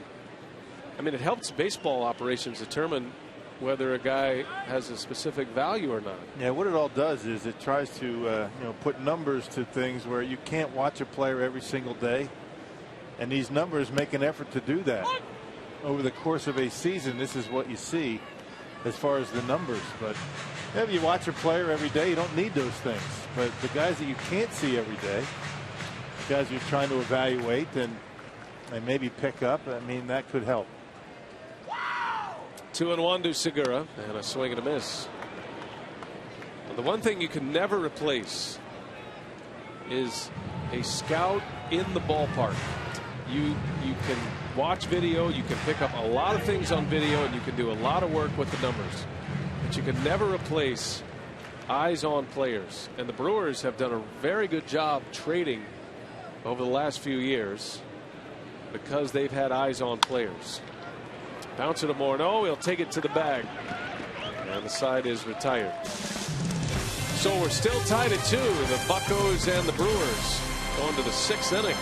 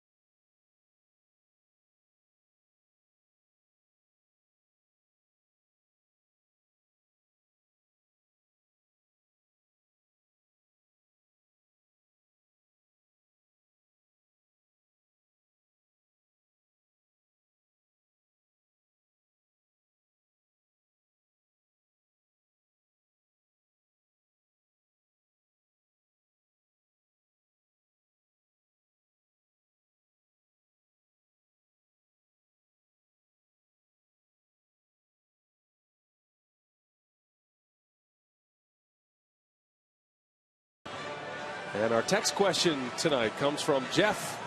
And he's wanting to know, Rock, do you anticipate any changes to the rules regarding expanded roster sizes in the future? And I know Doug Melvin, he is constantly at the GM's meetings trying to pare down or change the expanded roster rules. I think he would like to declare a certain amount of players each day. You can maybe carry 35 or 40, but can only have 30 active in one particular game. I think that makes a lot of sense. That way you can evaluate a lot of your young players. I talked to two managers over the weekend, Joe Girardi of the Yankees and Buck Showalter of the Orioles, about roster expansion. Buck Showalter said he would like to declare a 25-man roster, have a pool of 32 to pick from, but declare a 25-man roster before each series. And Joe Girardi said he would prefer having a 25-man roster before each game. And I know Ron Renicky feels that way. But it does make it very tough. For example, you can expand up to 40 players, so you could add 15 players to your roster off the Major League 25, which is what it is throughout the course of the year. And think about the matchup possibilities. So you're playing by a different set of rules in the last month than you have throughout the entire season. Of course, the argument on the other side is, well, bring up 40 guys yourself. A bouncing ball is going to sneak through, and Justin Morneau has yet to be retired today. 2 hits and a walk.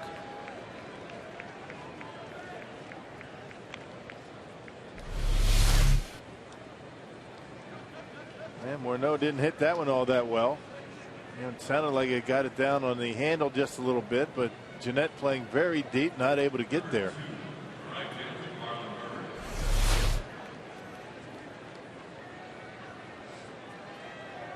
Now, how hard do you think that ball was hit? I'm going about 68 miles an hour, just by the naked eye. Now, McCutchen hit his probably over 100. He's out. I would say over 100. And Morneau gets jammed, hits it, what, 60-something? He gets a hit. And gets a hit. So who would you rather be? I'd rather be Morneau right now. Right. If it concerns the game itself. Right. Right. I totally agree with you. He got a hit. McCutchen did not. But if you're the Pirates and you're trying to evaluate, is Justin Morneau a good hitter again? When they're trying to make this trade, that would be something that would help you make that decision. Well, a lot of that has to do with where the pitch is. How hard you hit a pitch has a lot to do with where it is in the strike zone. Fly ball to Aoki. Morneau's going to tag. He'll stop. As Bird flies out to deep right for the first out. You're not going to hit a pitch that's on the outside corner down at the knees as hard as you would one right down the middle. Excellent point. There are contributing factors to all of this. We have, by the way, the guys in the truck doing a great job drumming up hit speed. Brian Mikulajic, Dave Trout. This is a real stat that is accessible, and 67.5 miles an hour was that last hit by Morneau. Now, is that his season average? Yeah, that's his, which is pretty good. 79. Skips away from Lucroy. Morneau to second on a wild pitch.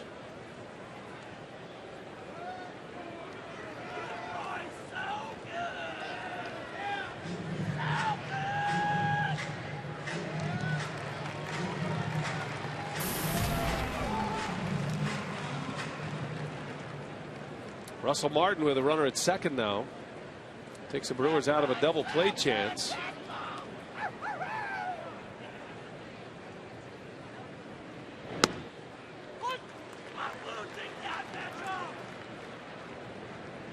Martin is 0 for 2. All of the damage done for the Pirates has been in that 3-hitter block. McCutchen, Morneau, and Bird. And all of it come with 2 outs and nobody on. 5 hits, 2 walks by that group. Another strike. 1-2 the count.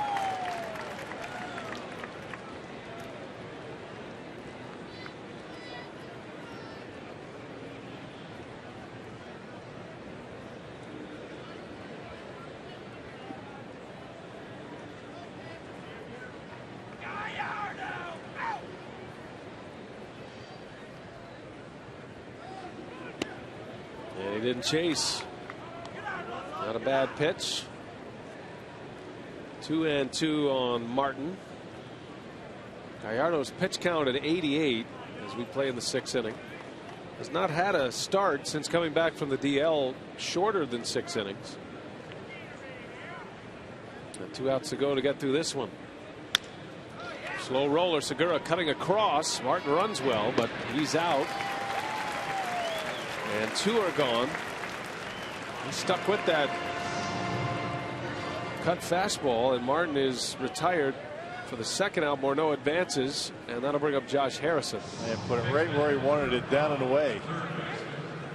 And Martin tried to pull it, rolled over on it, and an easy out to Segura at short.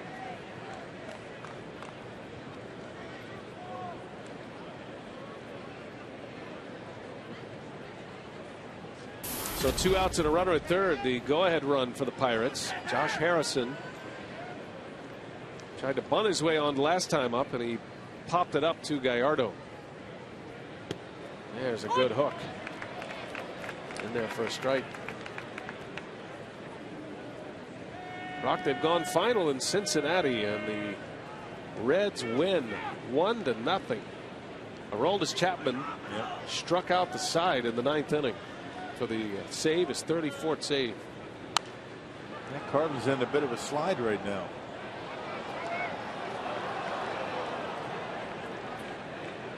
St. Louis just 2 hits. That is one tough team to shut out.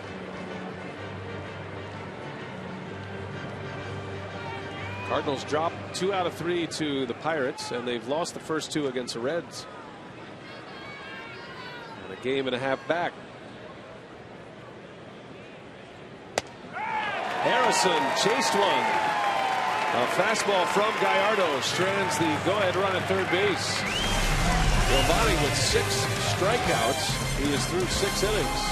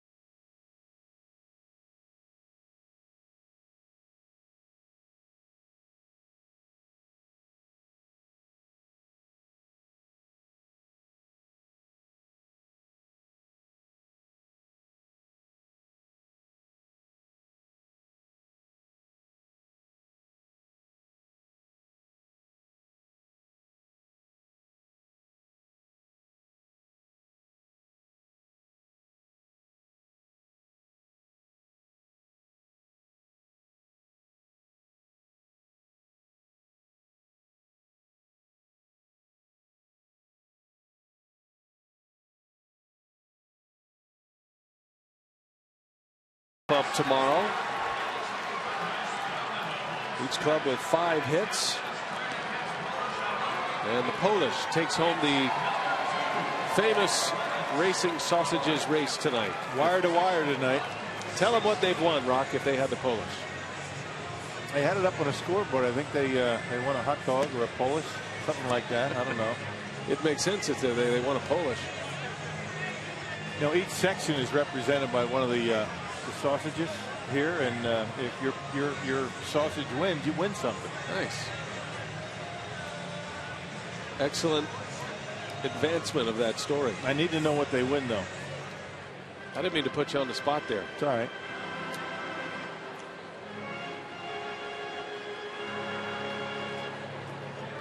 Jonathan Lucroy will lead off the bottom of the 6th.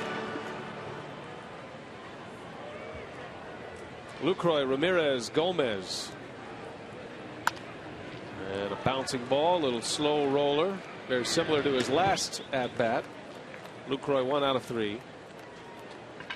Hey, come out to Miller Park as the Brewers host the Chicago Cubs in a 4-game set Monday, September 16th through Thursday the 19th. For tickets, call 414-902-4000 or visit brewers.com. That'll make up the last homestand of the year. Cubs will be the middle team in that last homestand. The Reds will start it on September 13th. 4 against the Cubs and then 3 with the Cardinals. The last home game of the season is September 22nd against St. Louis. That's a 1:10 start.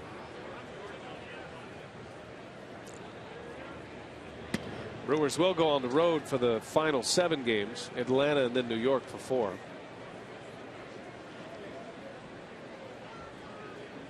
Down to our last 11 games on the home schedule after tonight. 2-0 to Ramirez.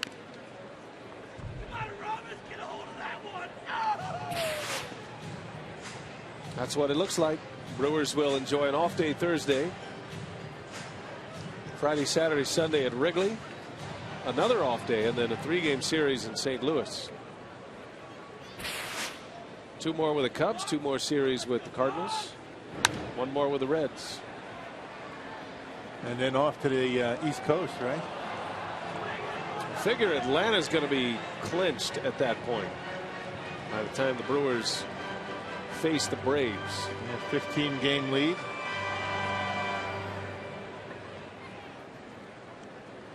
Atlanta Braves are 50-19 at home coming into play tonight. As a called strike 3, Ramirez watches it go by at 98 miles an hour. 2 up, 2 down. 4th strikeout for Garrett Cole. Actually, they're 51 wins. They won tonight. Right on the outside corner with some hair on it. 51-19, the Atlanta Braves at Turner Field. Wow. So important for them to finish the season with the best record so they could have home field advantage through the National League portion of the playoffs. The World Series will start in an American League venue thanks to the American League win at the All-Star game. Big swing, Gomez. He's barking at himself. Had a pretty good pitch to hit. A cutter that stayed right down the middle of the plate.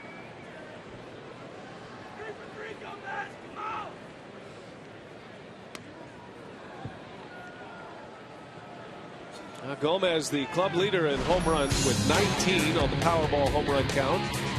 Only Gomez and Mike Trout have at least 15 homers and 30 steals this year. Just those 2 players. Gomez went deep to left center. And down he goes. Boy, Garrett Cole with that power fastball. 98 again. 3 up and 3 down with 2 Ks.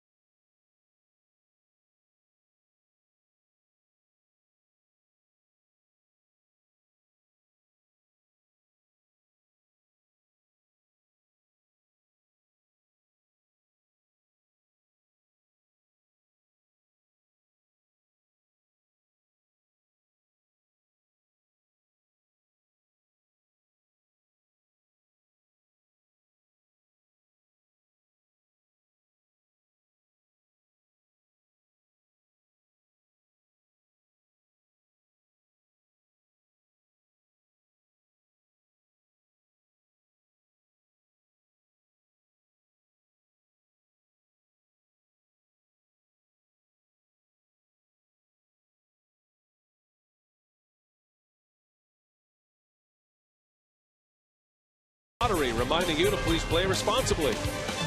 By Miller Lite, it's not just a good time, it's Miller time. And by Chase Sapphire Preferred, 2 times the points on travel and dining at restaurants. Under the lights, Milwaukee, Wisconsin on a Tuesday night, and the Brewers and the Pirates hooked up in a dandy 2-2 game going to the 7th. Clint Barmes leads off against Gallardo, who starts his 7th inning of work. And you know, Roenicke hoping he can squeeze him through this inning. Pitch count at 93 now. I'm sure if Gallardo gives up a base runner, there'll be activity in that bullpen quickly. All tied at 2, 5 hits for each. And very similar starters lines tonight. Gallardo with 6 Ks over Cole's 5. Well, 3 walks for Gallardo. None of them have come around to score, so he's been fortunate.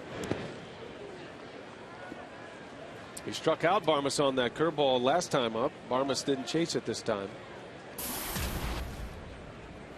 Garrett Cole with 1 walk. That was Aoki to lead off the game, and Nori came around to score.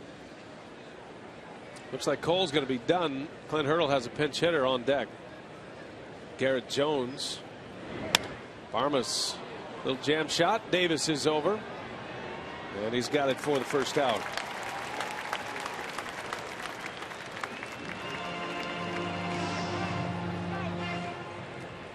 Gallardo giving up a home run to McCutchen in the first. A 2-out RBI by Bird in the 3rd inning. Pirates had 3 straight hits with 2 outs in the 3rd for that 2nd run. Gallardo's only given up 1 hit since. As Garrett Jones is announced. So that'll end the night for Garrett Cole.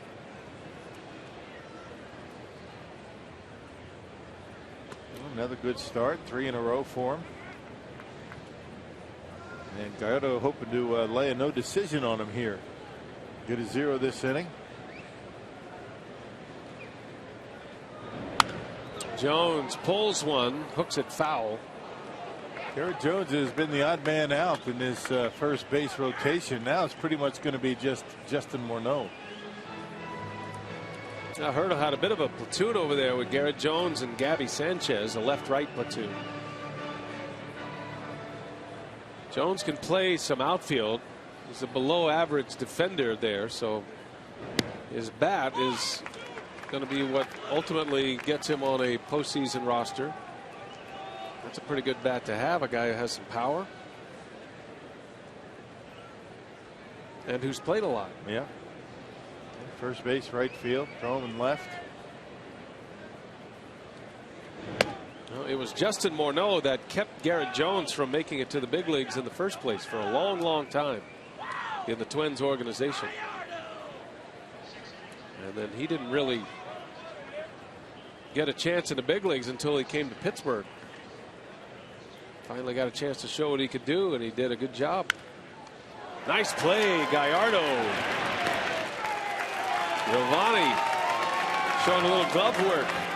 Takes care of Garrett Jones for the 2nd out.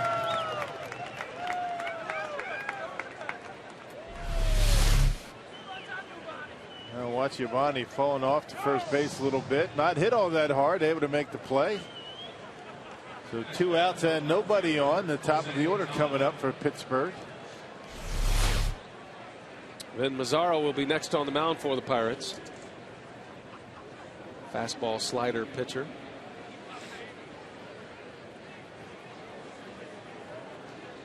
Top of the order, Tabata. 0 for 3 tonight after 3 hits yesterday.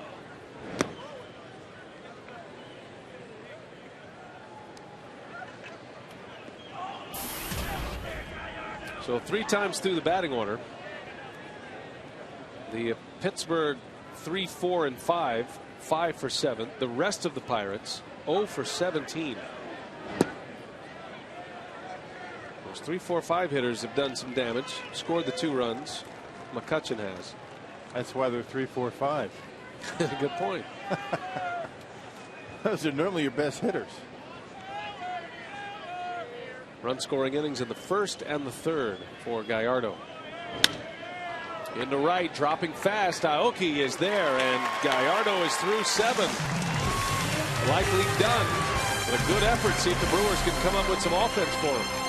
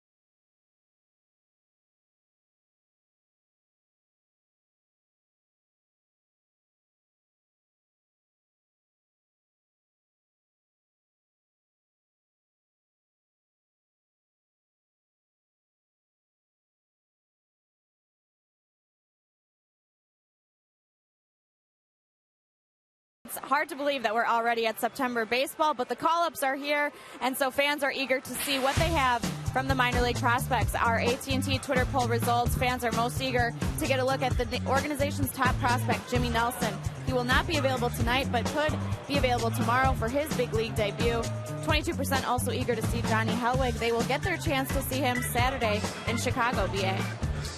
And Michael Blazek made his Brewers debut. He was the player to be named later in the Axford deal. Hellwig will get the call against the Cubs.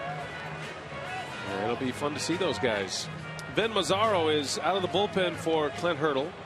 Garrett Cole goes 6 innings, and now Mazzaro has the 7th, and he'll have Scooter Gennett leading off. It has been a very good bullpen for the Pittsburgh Pirates.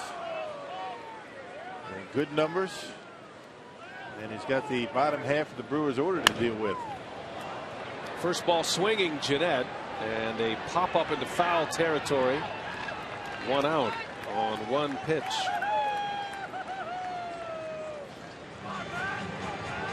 Hey, for just $18, join Crew HD and get a ticket package that includes a Terrace Reserve ticket to select Brewers games and 1 adult admission ticket to the Harley-Davidson Museum. For tickets, visit brewers.com/HD Museum. I would imagine the Harley-Davidson Museum pretty busy this weekend. I think all the bikers that came in might have checked it out. I think so. I think they jam-packed the place. That was something. Everywhere in town. Good to see. Good to see and hear. Late into the evening and night around my house.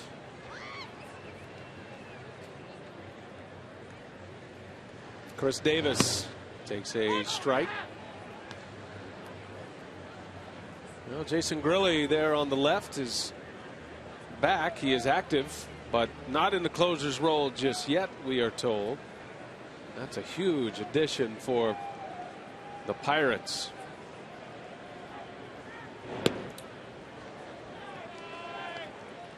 Just needed a couple of minor league rehab outings. He struck out the side on Monday in his last rehab outing, did Grilli. They figured, hey, he's ready to go. He's good enough anyway. Rosters expand, send him to the big leagues, and they'll look for innings to get him ready. And he's going to be a big piece of their pen, and ultimately will return to the closer's role.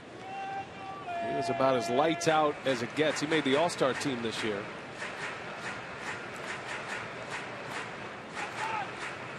Yeah, most thought that the injury to Jason Grilli might kind of be the undoing of that Pirates bullpen, but not the case.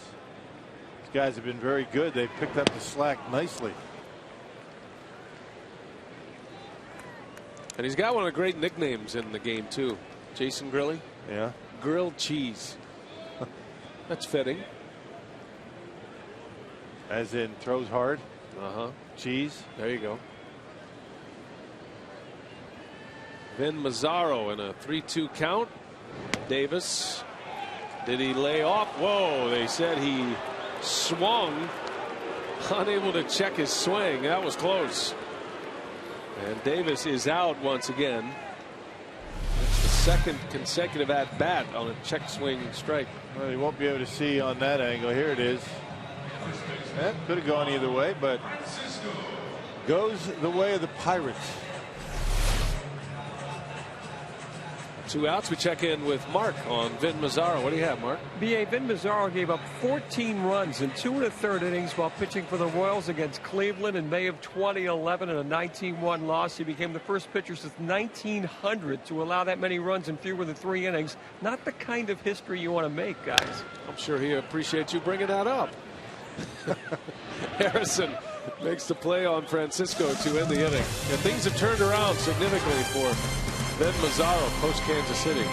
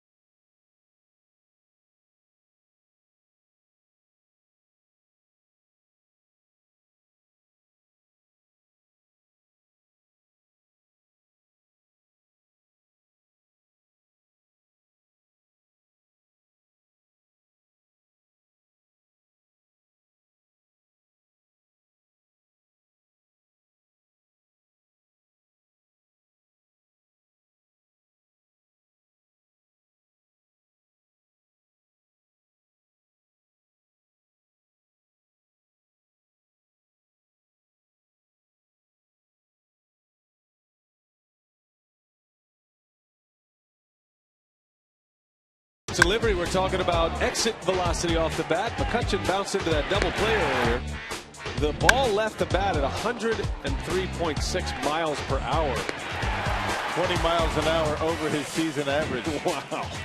That is a hard hit ball. Whatever. I can sense you warming up to this whole idea. No, I'm just reading the graphic. I'm just trying to do my thing. I mean, you didn't need a number to tell you that he hit the ball hard. You knew that. I would venture to guess that he doesn't hit every ball like that. No, he doesn't, because his average is 83 miles an hour. Exactly. Didn't need to know the exact speed, but isn't it fun to put a number I got on it? Yeah. Is it right? Oh, it's right. It's got to be right. Oh, it's absolutely right. We wouldn't put it on the air if it wasn't right.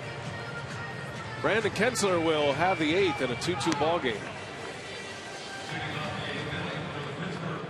Well, Brandon in his 59th game this year, a 3-1 record, 266 his earned run average. And once again, one of 10 relievers then in that bullpen. Of course, 9 because Gorzelani not available. And Brandon's been very good. Last pitched on Friday against the Angels, tossing a scoreless inning. Has not allowed an earned run in his last 6 appearances.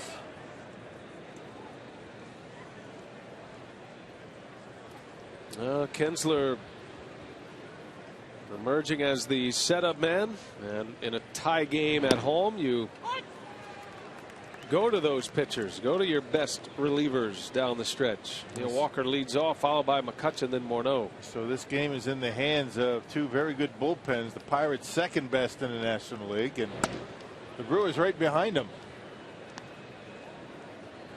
Brewers have a bullpen earned run average right now at 3.15. Pirates at 277.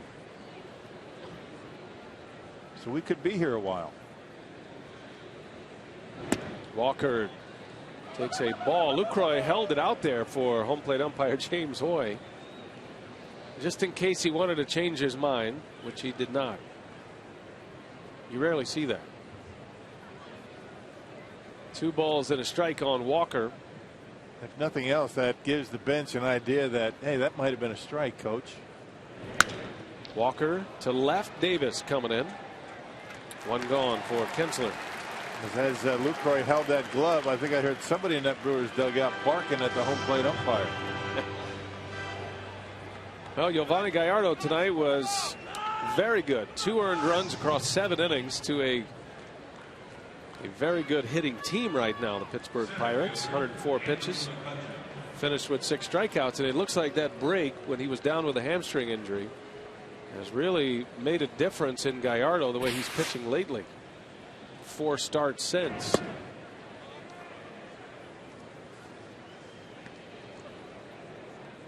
And 2 of those starts that he's made have come against a team that he's had an awful lot of success against throughout his career. Our graphics department snuck in another ball velocity graphic on you there, Rock. And you made the point that McCutchen has hit the ball very hard all 3 times up. And those numbers supported your case. Twice over 100 miles an hour. The other one was in the upper 90s.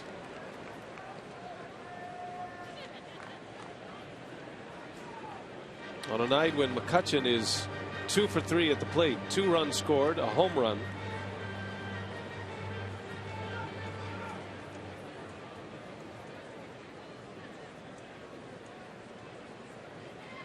One and 2 to McCutchen, high and tight.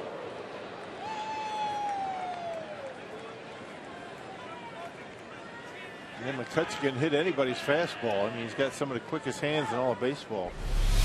You can get him on slow stuff, but that's not Kinsler's game. He's going to come at you with the hard fastball, the slider. I see Kinsler go away from him here. Nope, back in.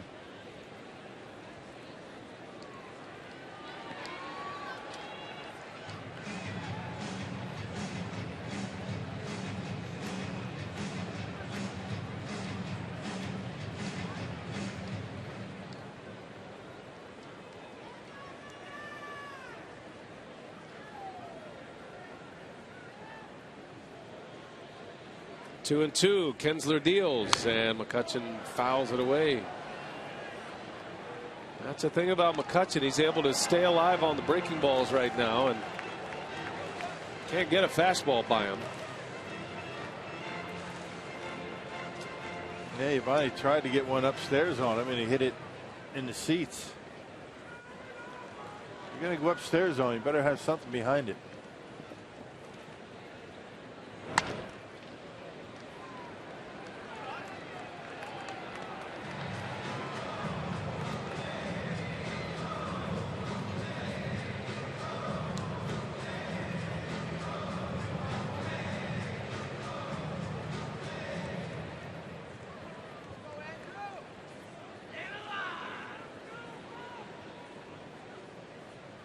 Good battle here. Kinsler and McCutchen. Another 2-2 offering.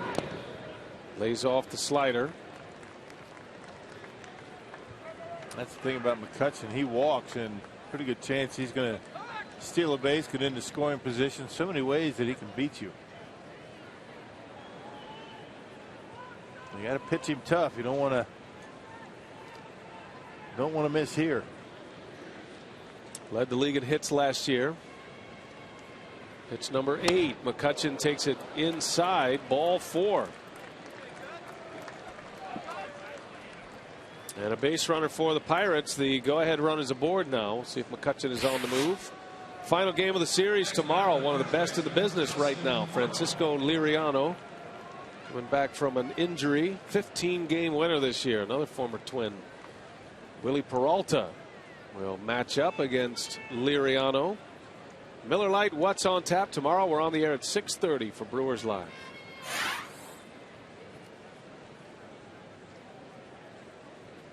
Justin Morneau.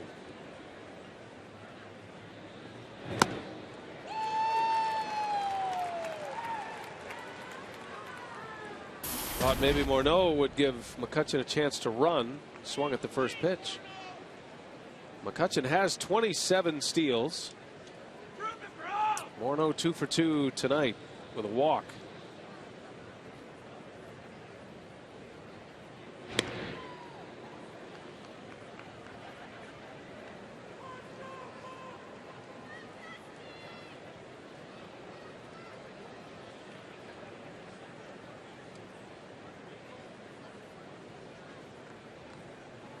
Kinsler, a ground ball pitcher.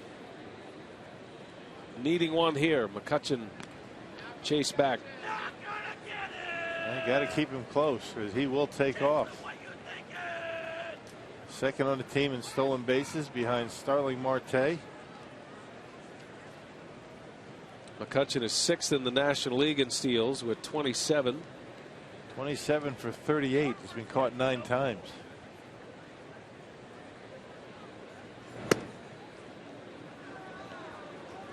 Actually 27 for 36.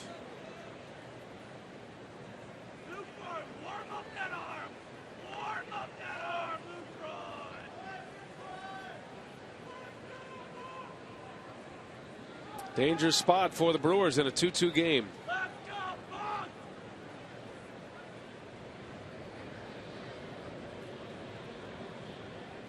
McCutchen starts, then stops, and Morneau fouls it away. 1-2 on Morneau. Well, McCutchen, an MVP candidate this season.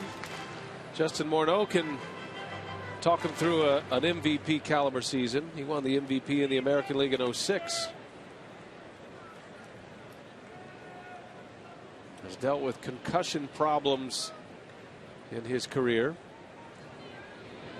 Pirates are hoping he's back. Morneau drove in 100 runs last in 2009. Hasn't had more than 77 in a season since that time.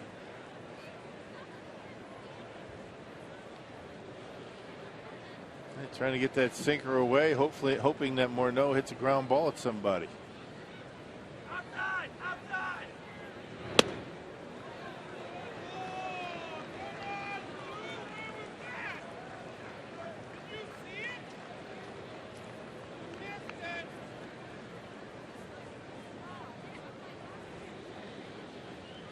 Morneau coming off a month of August with the Twins where he hit 9 homers.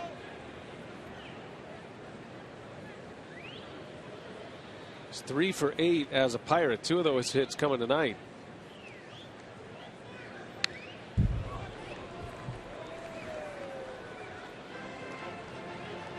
Well, if they're just picking us up, the Brewers and the Pirates are all tied at 2. Each club with 5 hits. Brewers scored their 2 runs in the first inning on the Lucroy 2 RBI single. There's a look at the game summary brought to you by Toyota. McCutchen homered in the first. Lucroy answered. Gallardo went 7. Garrett Cole went 6. Each allowing 2 runs. According to Fox Tracks, Kinsler has not thrown a strike to Morneau yet. Everything off the corner. Trying to keep it away. Hoping that he rolls over on one and gets an inning-ending double play. I'll tell you, get one up though, Morneau. We'll find that gap out in left center. Very good at doing that. Morneau's bounced into 9 double plays this year. All of those with the Twins. Pulls that one foul.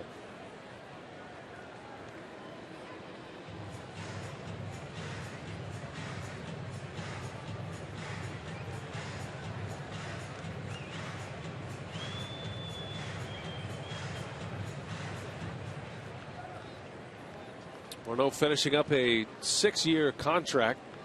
He's a free agent at season's end.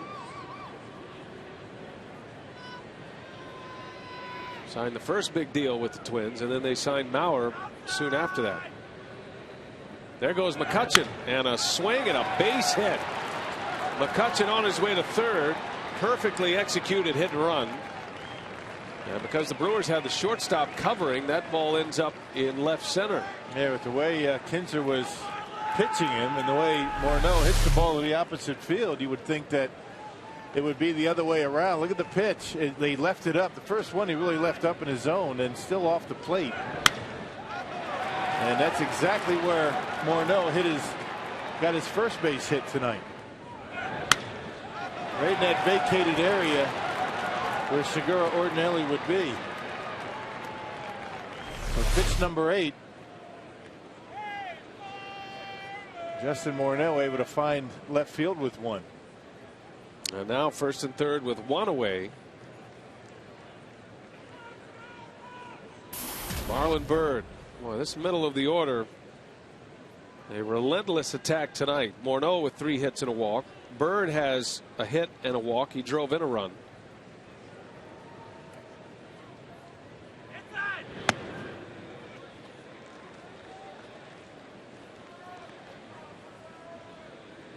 I guess one of the reasons why Jeanette could not cover the bag is he was in a bit of a shift to Morneau, but that's kind of curious because he hasn't hit a ball to the right side the entire series.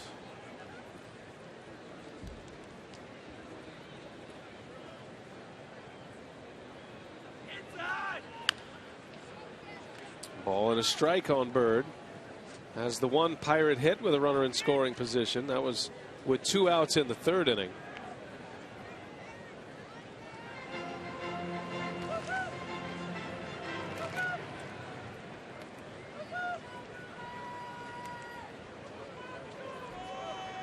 Well, Kinsler in a battle here in this inning, having to go right through the heart of this order.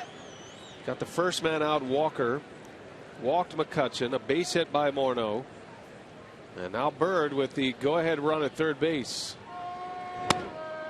Missed inside. 2-1 on Byrd.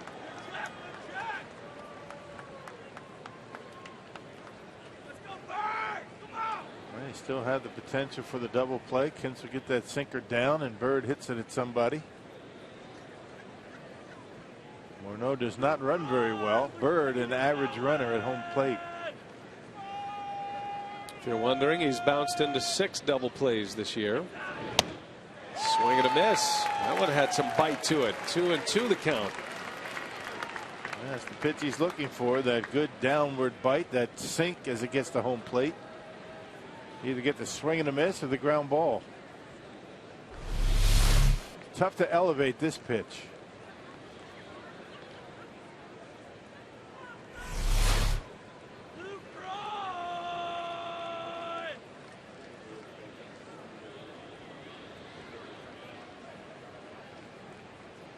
Two and two. Kinsler deals.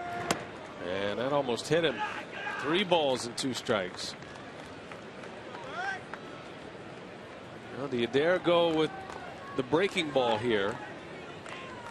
Kinsler's been throwing mostly fastballs in this inning. Well, you don't expect Justin Morneau to take off, but 3-2, 1 out. Well, you never know. You might be more of a hit and run type scenario. Byrd will strike out. Yes, he will. Byrd among league leaders in Ks, has 129 of them. 3-2 pitch and a line drive base hit. Pirates will take the lead. Morneau on his way to third as Byrd is on his way to second. And he delivers again. 3-2 Pirates on a go-ahead RBI double by Marlon Byrd. Well, so the new guys are chipping in big time in this inning. Marlon Byrd, Justin Morneau, newly acquired both of them. And check it out. It was inside, it was up, and Byrd able to muscle it over the head of Ramirez and down the line and left. Just out of his reach. And by the time Davis scoops it up, second and third now and 1 out.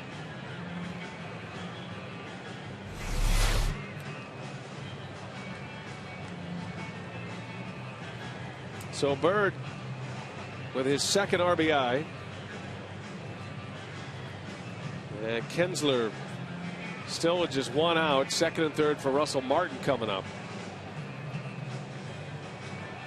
Saw that trip to the mound by Rick Kranitz, and you wonder how aggressive Kinsler is going to be with Russell Martin at the plate. You do have a base open at first.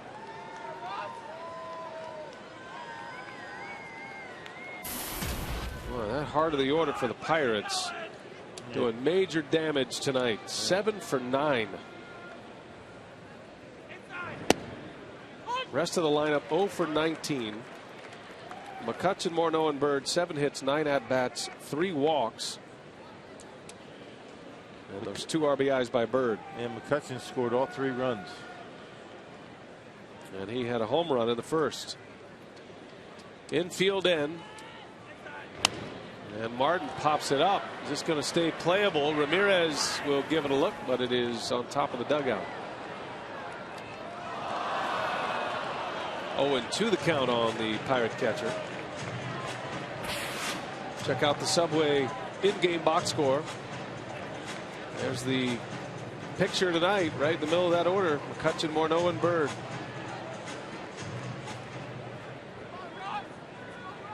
Well, Brandon Kinsler is hoping that the zeros from Martin and Harrison continue here.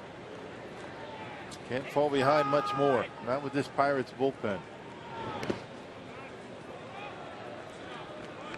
On a night when the Reds have beaten the Cardinals, Pirates can take a 2-game lead in the Central Division with a win tonight.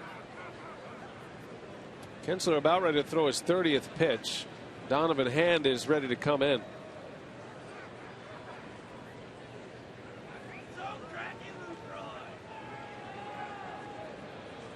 And the inning started with an out. Bouncing ball, Ramirez looks the runners back. There is out number 2.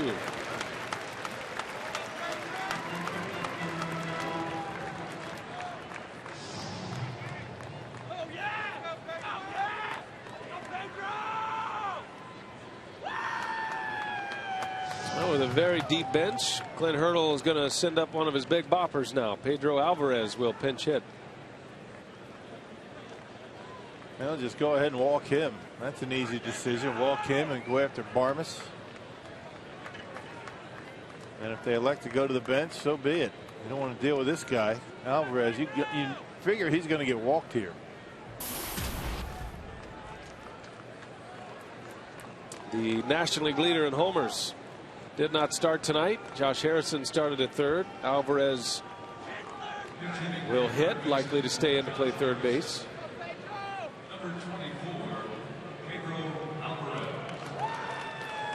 And the Brewers will intentionally walk him, it appears, with the base open at first.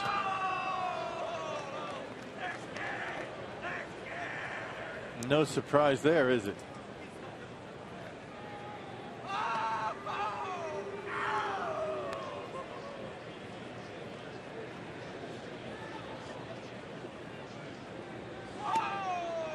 And with 9 guys on his bench, Clint Hurdle is going to go to another pinch hitter. And still has plenty left. Yep. Gabby Sanchez will be next up.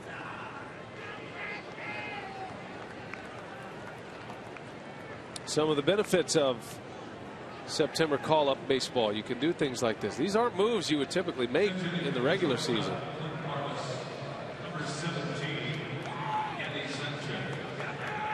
So back-to-back pinch hitters, and the third pinch hitter used tonight.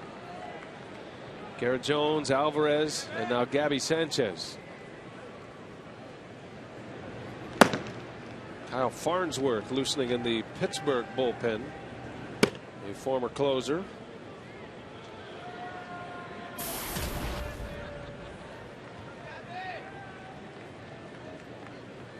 Big hitter for Kinsler. Bases loaded, a run is in. The Pirates have taken the lead.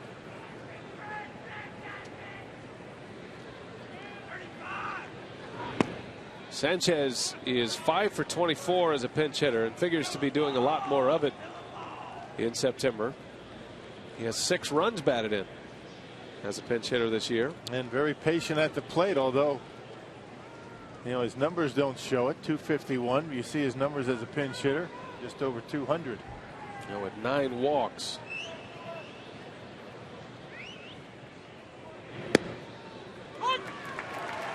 Good pitch. back in the count, 1-1.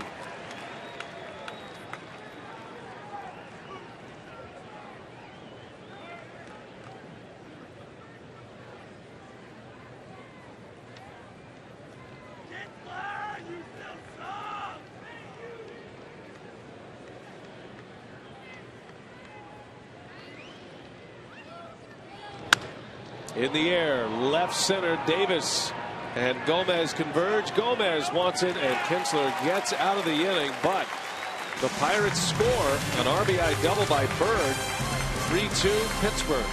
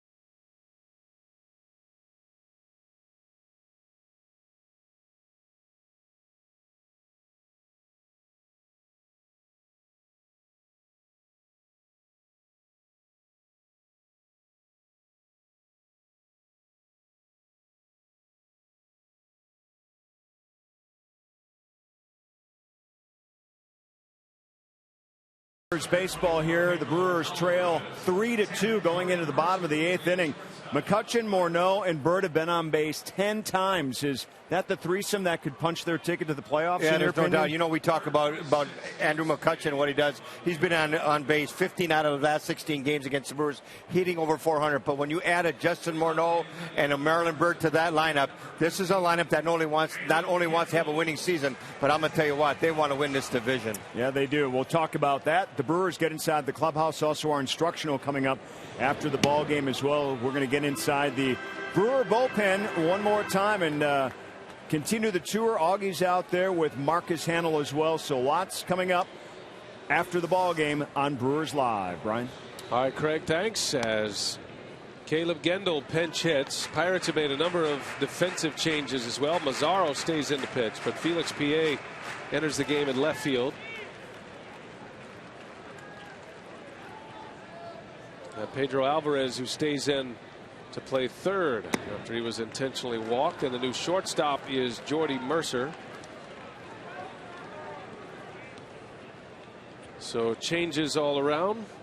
Caleb Gendel at the plate with the Brewers down a run. Pittsburgh getting a RBI double from Marlon Bird, his second RBI of the night, to take the lead in the 8th.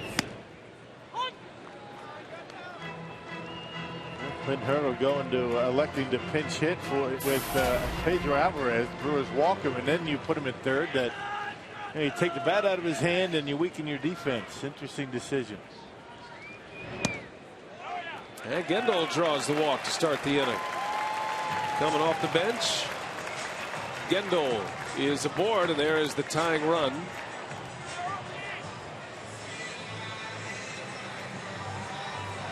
Giovanni Gallardo started this game. Neither starter will factor in the decision. At the plate, presented by Wendy's for Aoki tonight. 1 for 2. Walked and scored in the first inning. Lucroy drove in those 2 runs in the first, and the Brewers have been shut out ever since. 2 runs in, the first 3 batters of the game offensively.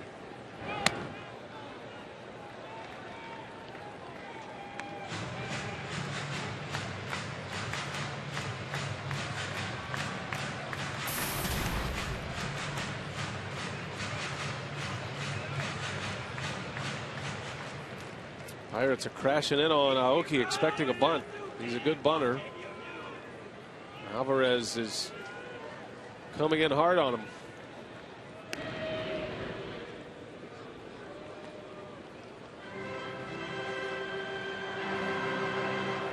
They say you play for the win on the road, you play for the tie at home. That looks like what the Brewers are looking to do to get Gendel into scoring position, as Alvarez right on top of Aoki at third base.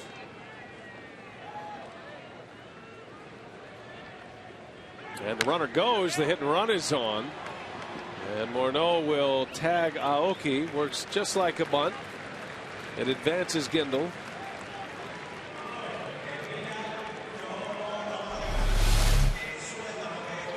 And they elected to go with the hit and run as opposed to the bunt. Aoki just beat it into the ground and easy out at first. But now the tying run in scoring position for Segura and Lucroy. That was the goal, and they accomplished it.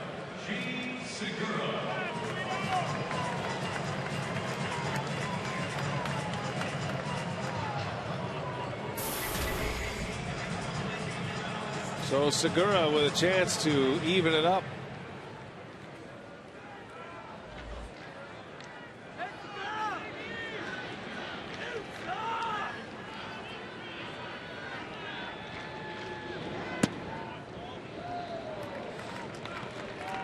Rock mentioned earlier it's been a little bit of a drought for Segura. Hasn't homered since late July. No activity in that Pirates bullpen. Interesting. I saw Farnsworth throwing last inning, but it's Mazzaro's outing. He's got the 7th and the 8th. All right-handers coming up until you get to Jeanette.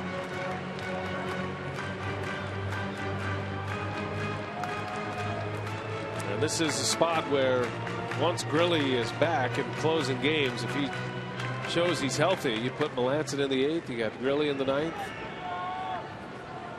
Clint Hurdle trying to squeeze one more inning out of Vin Mazzaro. Inside move. The last base you can fake a throw to as a pitcher. Not for long. Looked like Gendel was going to steal third base.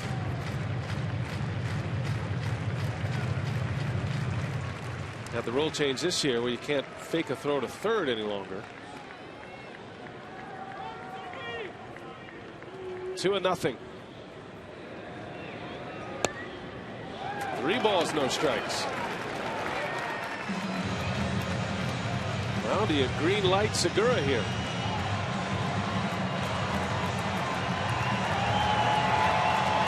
They're probably going to see him take a pitch.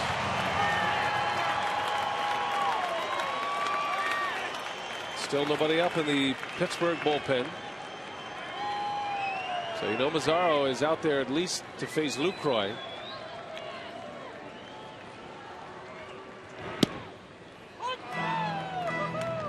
I think he might have been hacking if he liked it, right on the inside corner.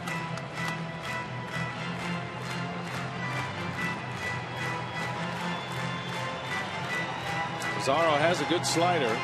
Not sure if he'll use it here at a 3-1 count. Gendel, good speed at second. Hitters count for Segura. And a fastball in there, 95, right at the bottom of the zone to make it 3-2. Yeah, that pitch has been a ball all night. Remember that pitch Neil Walker took early in the game? Same spot. This time to Segura. That's low. Come on. That puts Segura in a tough spot. Now Mazzaro back in the count, 3-2.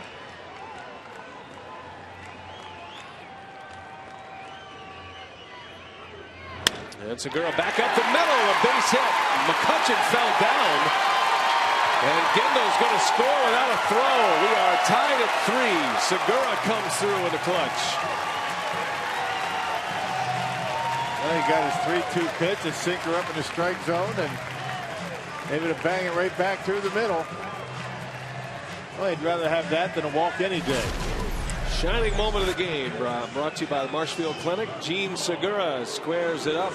We saw McCutchen fall down on his first step, and no play on Caleb Gendel, who walked to lead off the inning. All right, now we'll see if Segura is going to try to steal a base.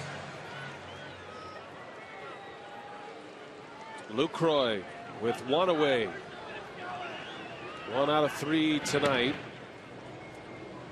Pirates bullpen is now active once again. Jared Hughes, the right-hander, getting loose.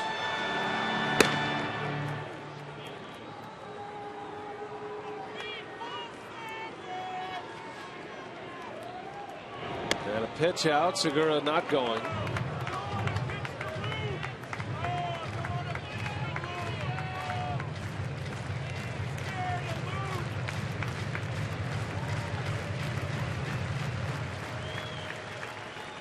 Segura sitting on 39 steals. He's a league leader in that category.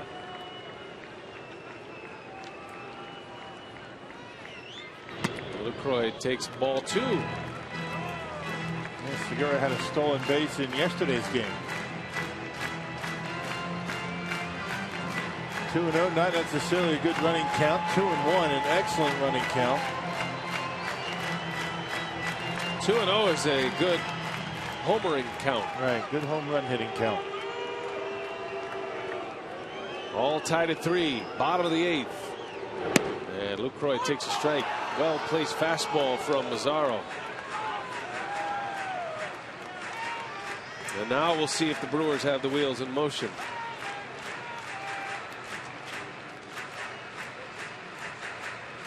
Segura trying to enter into the 40 stolen base club. Rarely done in franchise history. This is a very good pitch to run on. You figure if it's a strike, Lucroy is going to swing. This is a pitch that a pitcher wants to throw over the plate for a strike. Doesn't want to go 3-1, which makes it a good running count.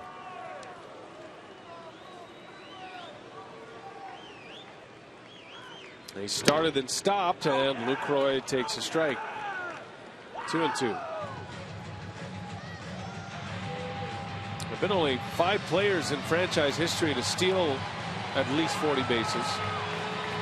Molitor did it 4 times. He's the leader. The single season stolen base record, Tommy Harper, 73, if you're wondering.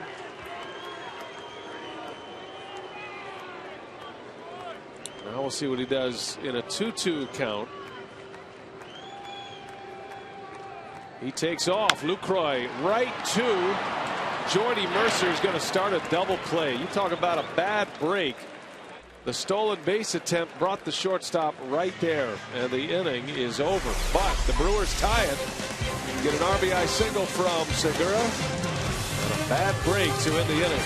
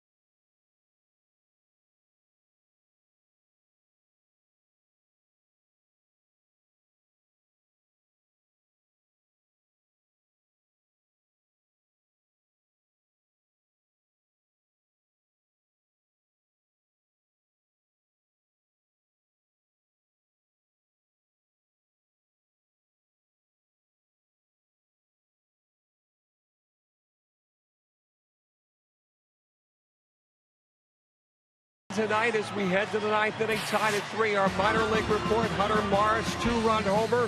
Nashville won its final game of the season against Iowa yesterday.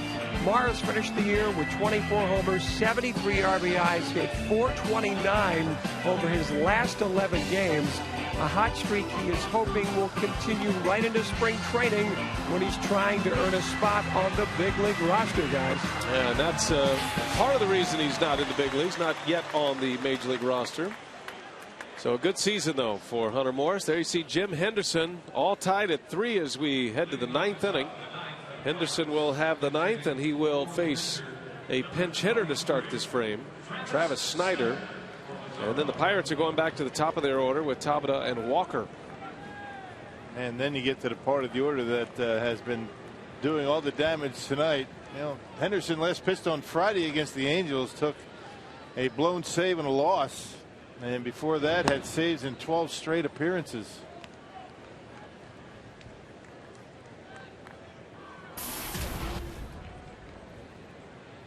Snyder at one point was the starting right fielder for the Pirates. Came to the Pirates from the Blue Jays. By the way, PA is on deck. Entered the game in left field last inning, not Tabata.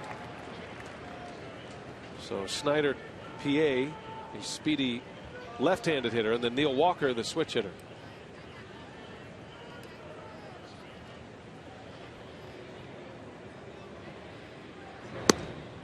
And if anybody gets on, Andrew McCutchen, and that's the last guy you want to face.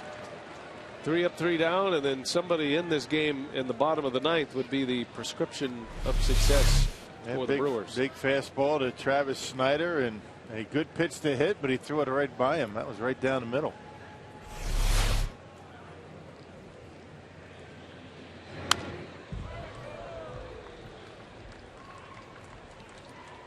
Reds have beaten the Cardinals tonight.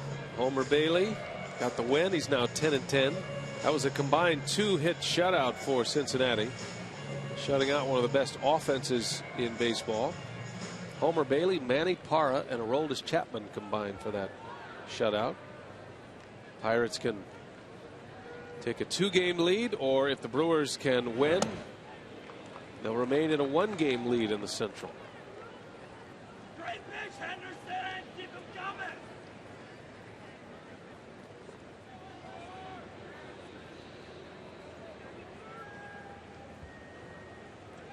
2-2 to Snyder.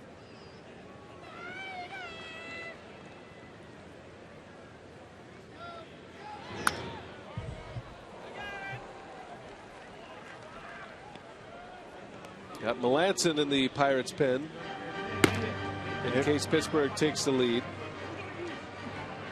And Hughes if they don't. Kyle Farnsworth actually. Hughes sat down.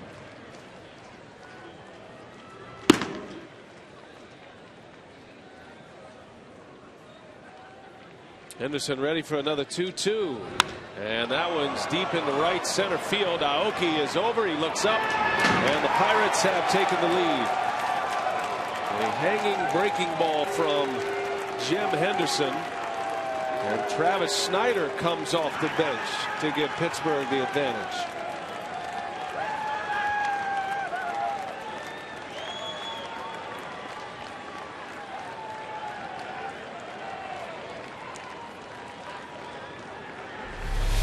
And no doubt with 2 strikes, Snyder found on some pretty good fastballs, was behind them, and he centers on a slider right down the middle of the plate and knocks it out of here way back in the right center.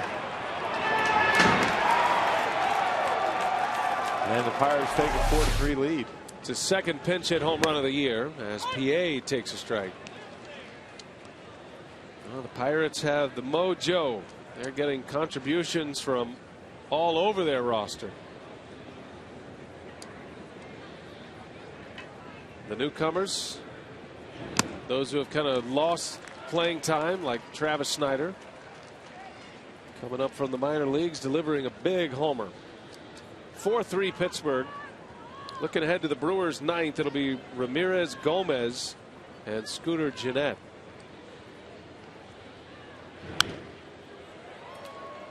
And Henderson has been bitten by the home run ball recently.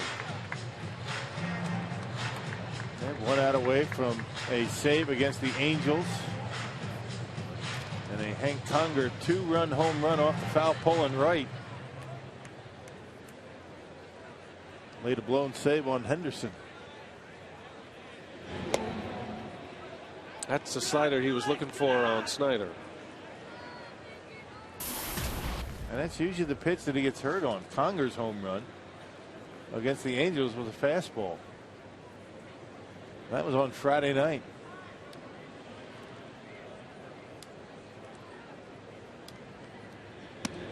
Got him with a fastball.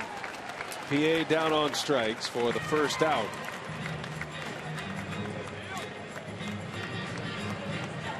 Most pitchers, you'd say, well, you can't just throw fastballs and be effective, but Henderson actually has. Now, if you get it up there, I mean, upstairs, it's tough to get to. You get it down in the zone, and they become much more hittable, even in the upper 90s.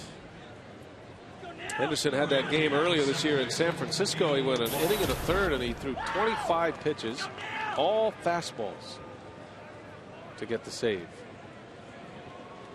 One gone for Neil Walker. Just a bit outside.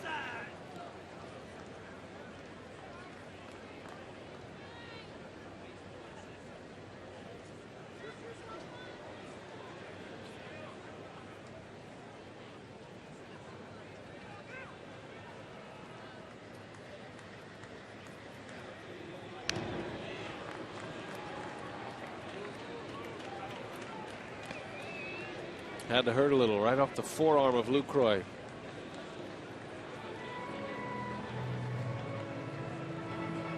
That's why playing first base every now and then is not such a bad option for Lucroy. He's kind of buying in. Not as dangerous.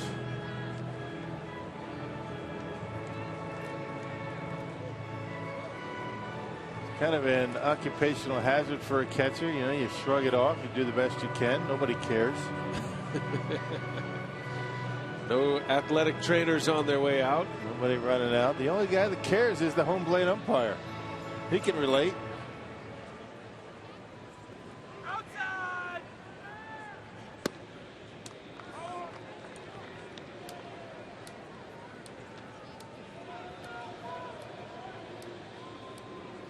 Brewers have had 3 different closers this year. 2 of them have been traded away. Francisco Rodriguez to the Orioles, and most recently John Axford to the Cardinals. There's a swing and a miss. 2-2 now. Axford's had just that one outing with St. Louis. Did not pitch again tonight.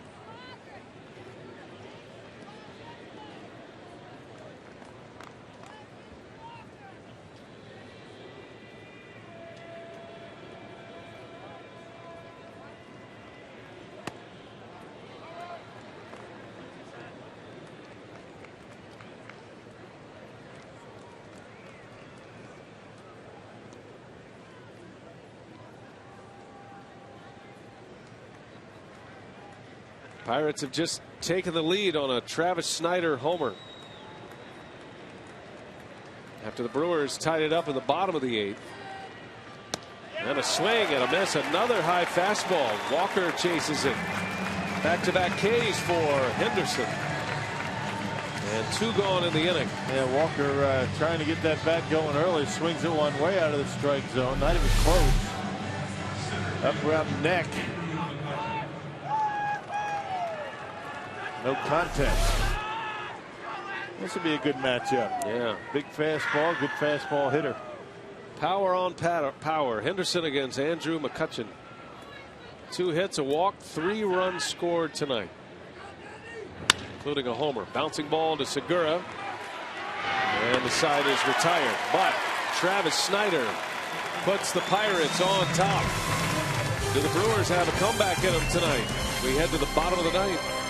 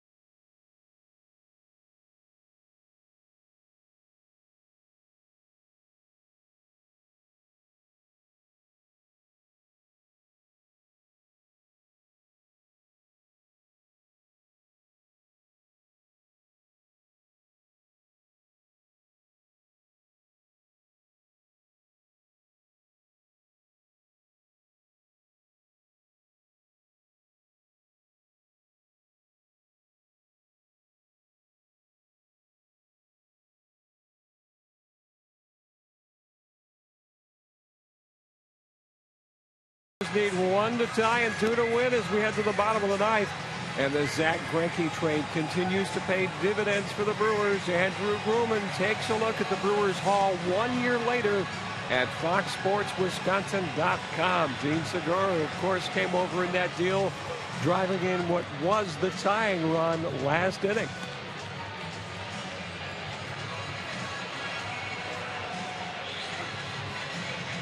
And the Pirates regaining the lead in the ninth with the home run by Travis Snider, and now their temporary closer, Mark Melancon, on the mound to try to save this one for Pittsburgh. He'll have to deal with the middle of the Brewers batting on him. And he picked up a save in yesterday's ball game. A .88 earned run average. That's best amongst National League relievers. Well, you certainly would think so. Melancon had 20 saves with the Astros back in 2011.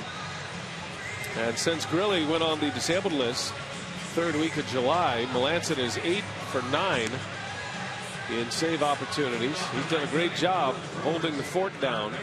Typically their setup man. It was Melancon who had more closing experience than Grilli to start the season. They have formed a terrific 1-2 punch, and Grilli is back soon. Activated today, not quite ready for closing duties just yet. The former Pirate, Aramis Ramirez, will lead off. He's 0 for 3 today with a couple of strikeouts.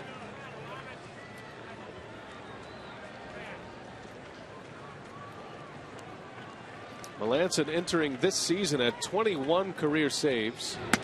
And as Rock mentioned, 20 of those with the Astros. He's added 10 saves this season. A control pitcher, doesn't overpower you, but he's got a good breaking pitch and he throws strikes, keeps the baseball down. Like that. Has a little cut to his fastball when he throws it on that side of the plate. Spent a little time with the Red Sox, the Astros, and has found a niche with the Pirates.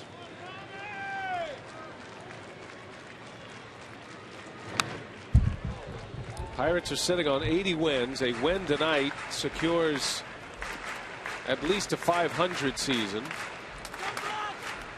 That 81st win, a small milestone, but a first step for Pittsburgh after a couple of second half collapses the last 2 years.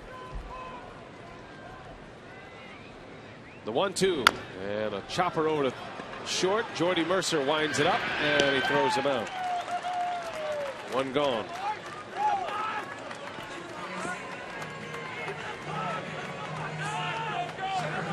And a good sinking fastball. That's why he's able to keep the baseball in the ballpark for the most part. A lot of hitters beat that ball right into the ground just like Ramirez just did.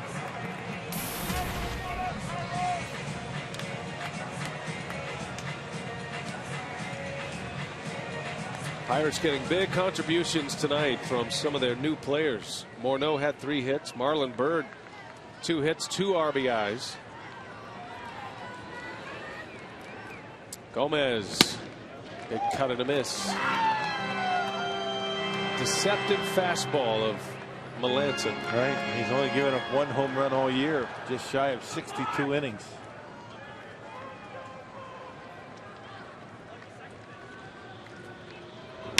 Gomez, a shot right at Mercer, and he throws him out. 2 outs. Hit it hard, but right at Jordy Mercer for the second out, and the Brewers down to their last out here in the ninth. It'll be Scooter Gennett. Second baseman, Scooter Gennett.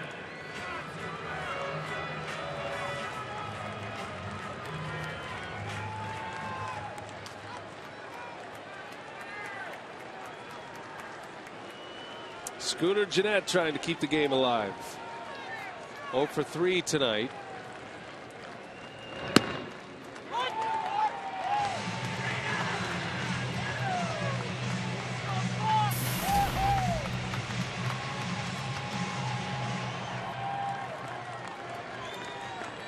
Melancon 7 pitches, 6 of them for strikes. And that ball's ripped right field line. Going to go to the wall. Gennett on his way to second. And he'll hold up there, and that is the tying run. It's a 2-out double. Scooter Gennett. And pitch down and in, and boy, he just dropped the head of the bat on it and ripped it down the line. A nice piece of hitting. Good swing by Gennett, who's had a very good approach at the plate since he's been up. And the Brewers a base hit away from tying it up. That was a cut fastball that Gennett was able to golf off down the line and get himself into scoring position. That was a great look at that grip, how Melancon manipulates that pitch, just that subtle movement, but it came right into the wheelhouse of Gennett, and that's going to bring Chris Davis to the plate. A power hitter. Base hit should tie it. The Pirates outfield is very deep. 4-3 Pittsburgh lead. This game was tied at 2 until the 8th inning. Pirates scored in the 8th on the Bird RBI double, and then the Brewers tied it on a Segura RBI single. Snyder hit the home run in the 9th, and now the Brewers trying to answer again. 2 outs.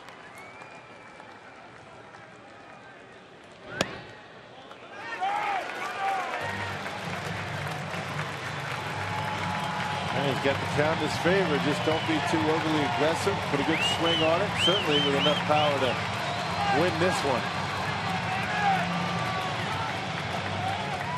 And very good power to right center.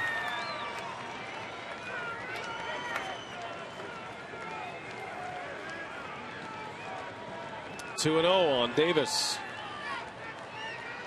And a swing and a foul. And the pitch to do it too. Oh, good one.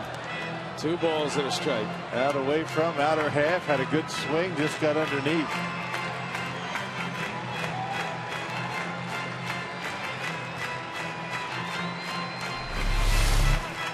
Take it out.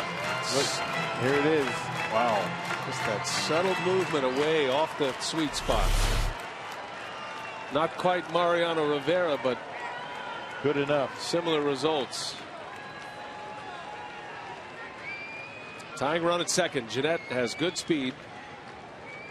Pirates have good arms in the outfield. The best in center field in McCutchen. He's among the league leaders in assists.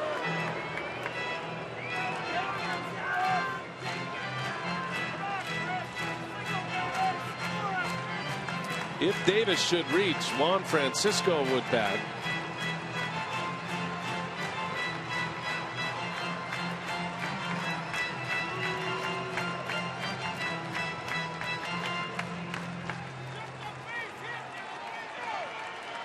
Davis trying to either win it or get him to the plate. 2-1 the count. Melancon deals, and Davis lays off. A breaking ball that time. He took a shot at it, and now he's behind 3-1. Interesting pitch. Haven't seen too many of those out of Melancon. Big curveball. Thinking that the young man's going to be a little bit overly aggressive, but Davis laid off of it. Back in his favor again. Hitters count. Everything's away, and Davis takes one right on the edge. You can't place it any better than that. Yeah, good take right there. Not much you're going to do with it. Bottom corner of the strike zone to run the count full. 3-2.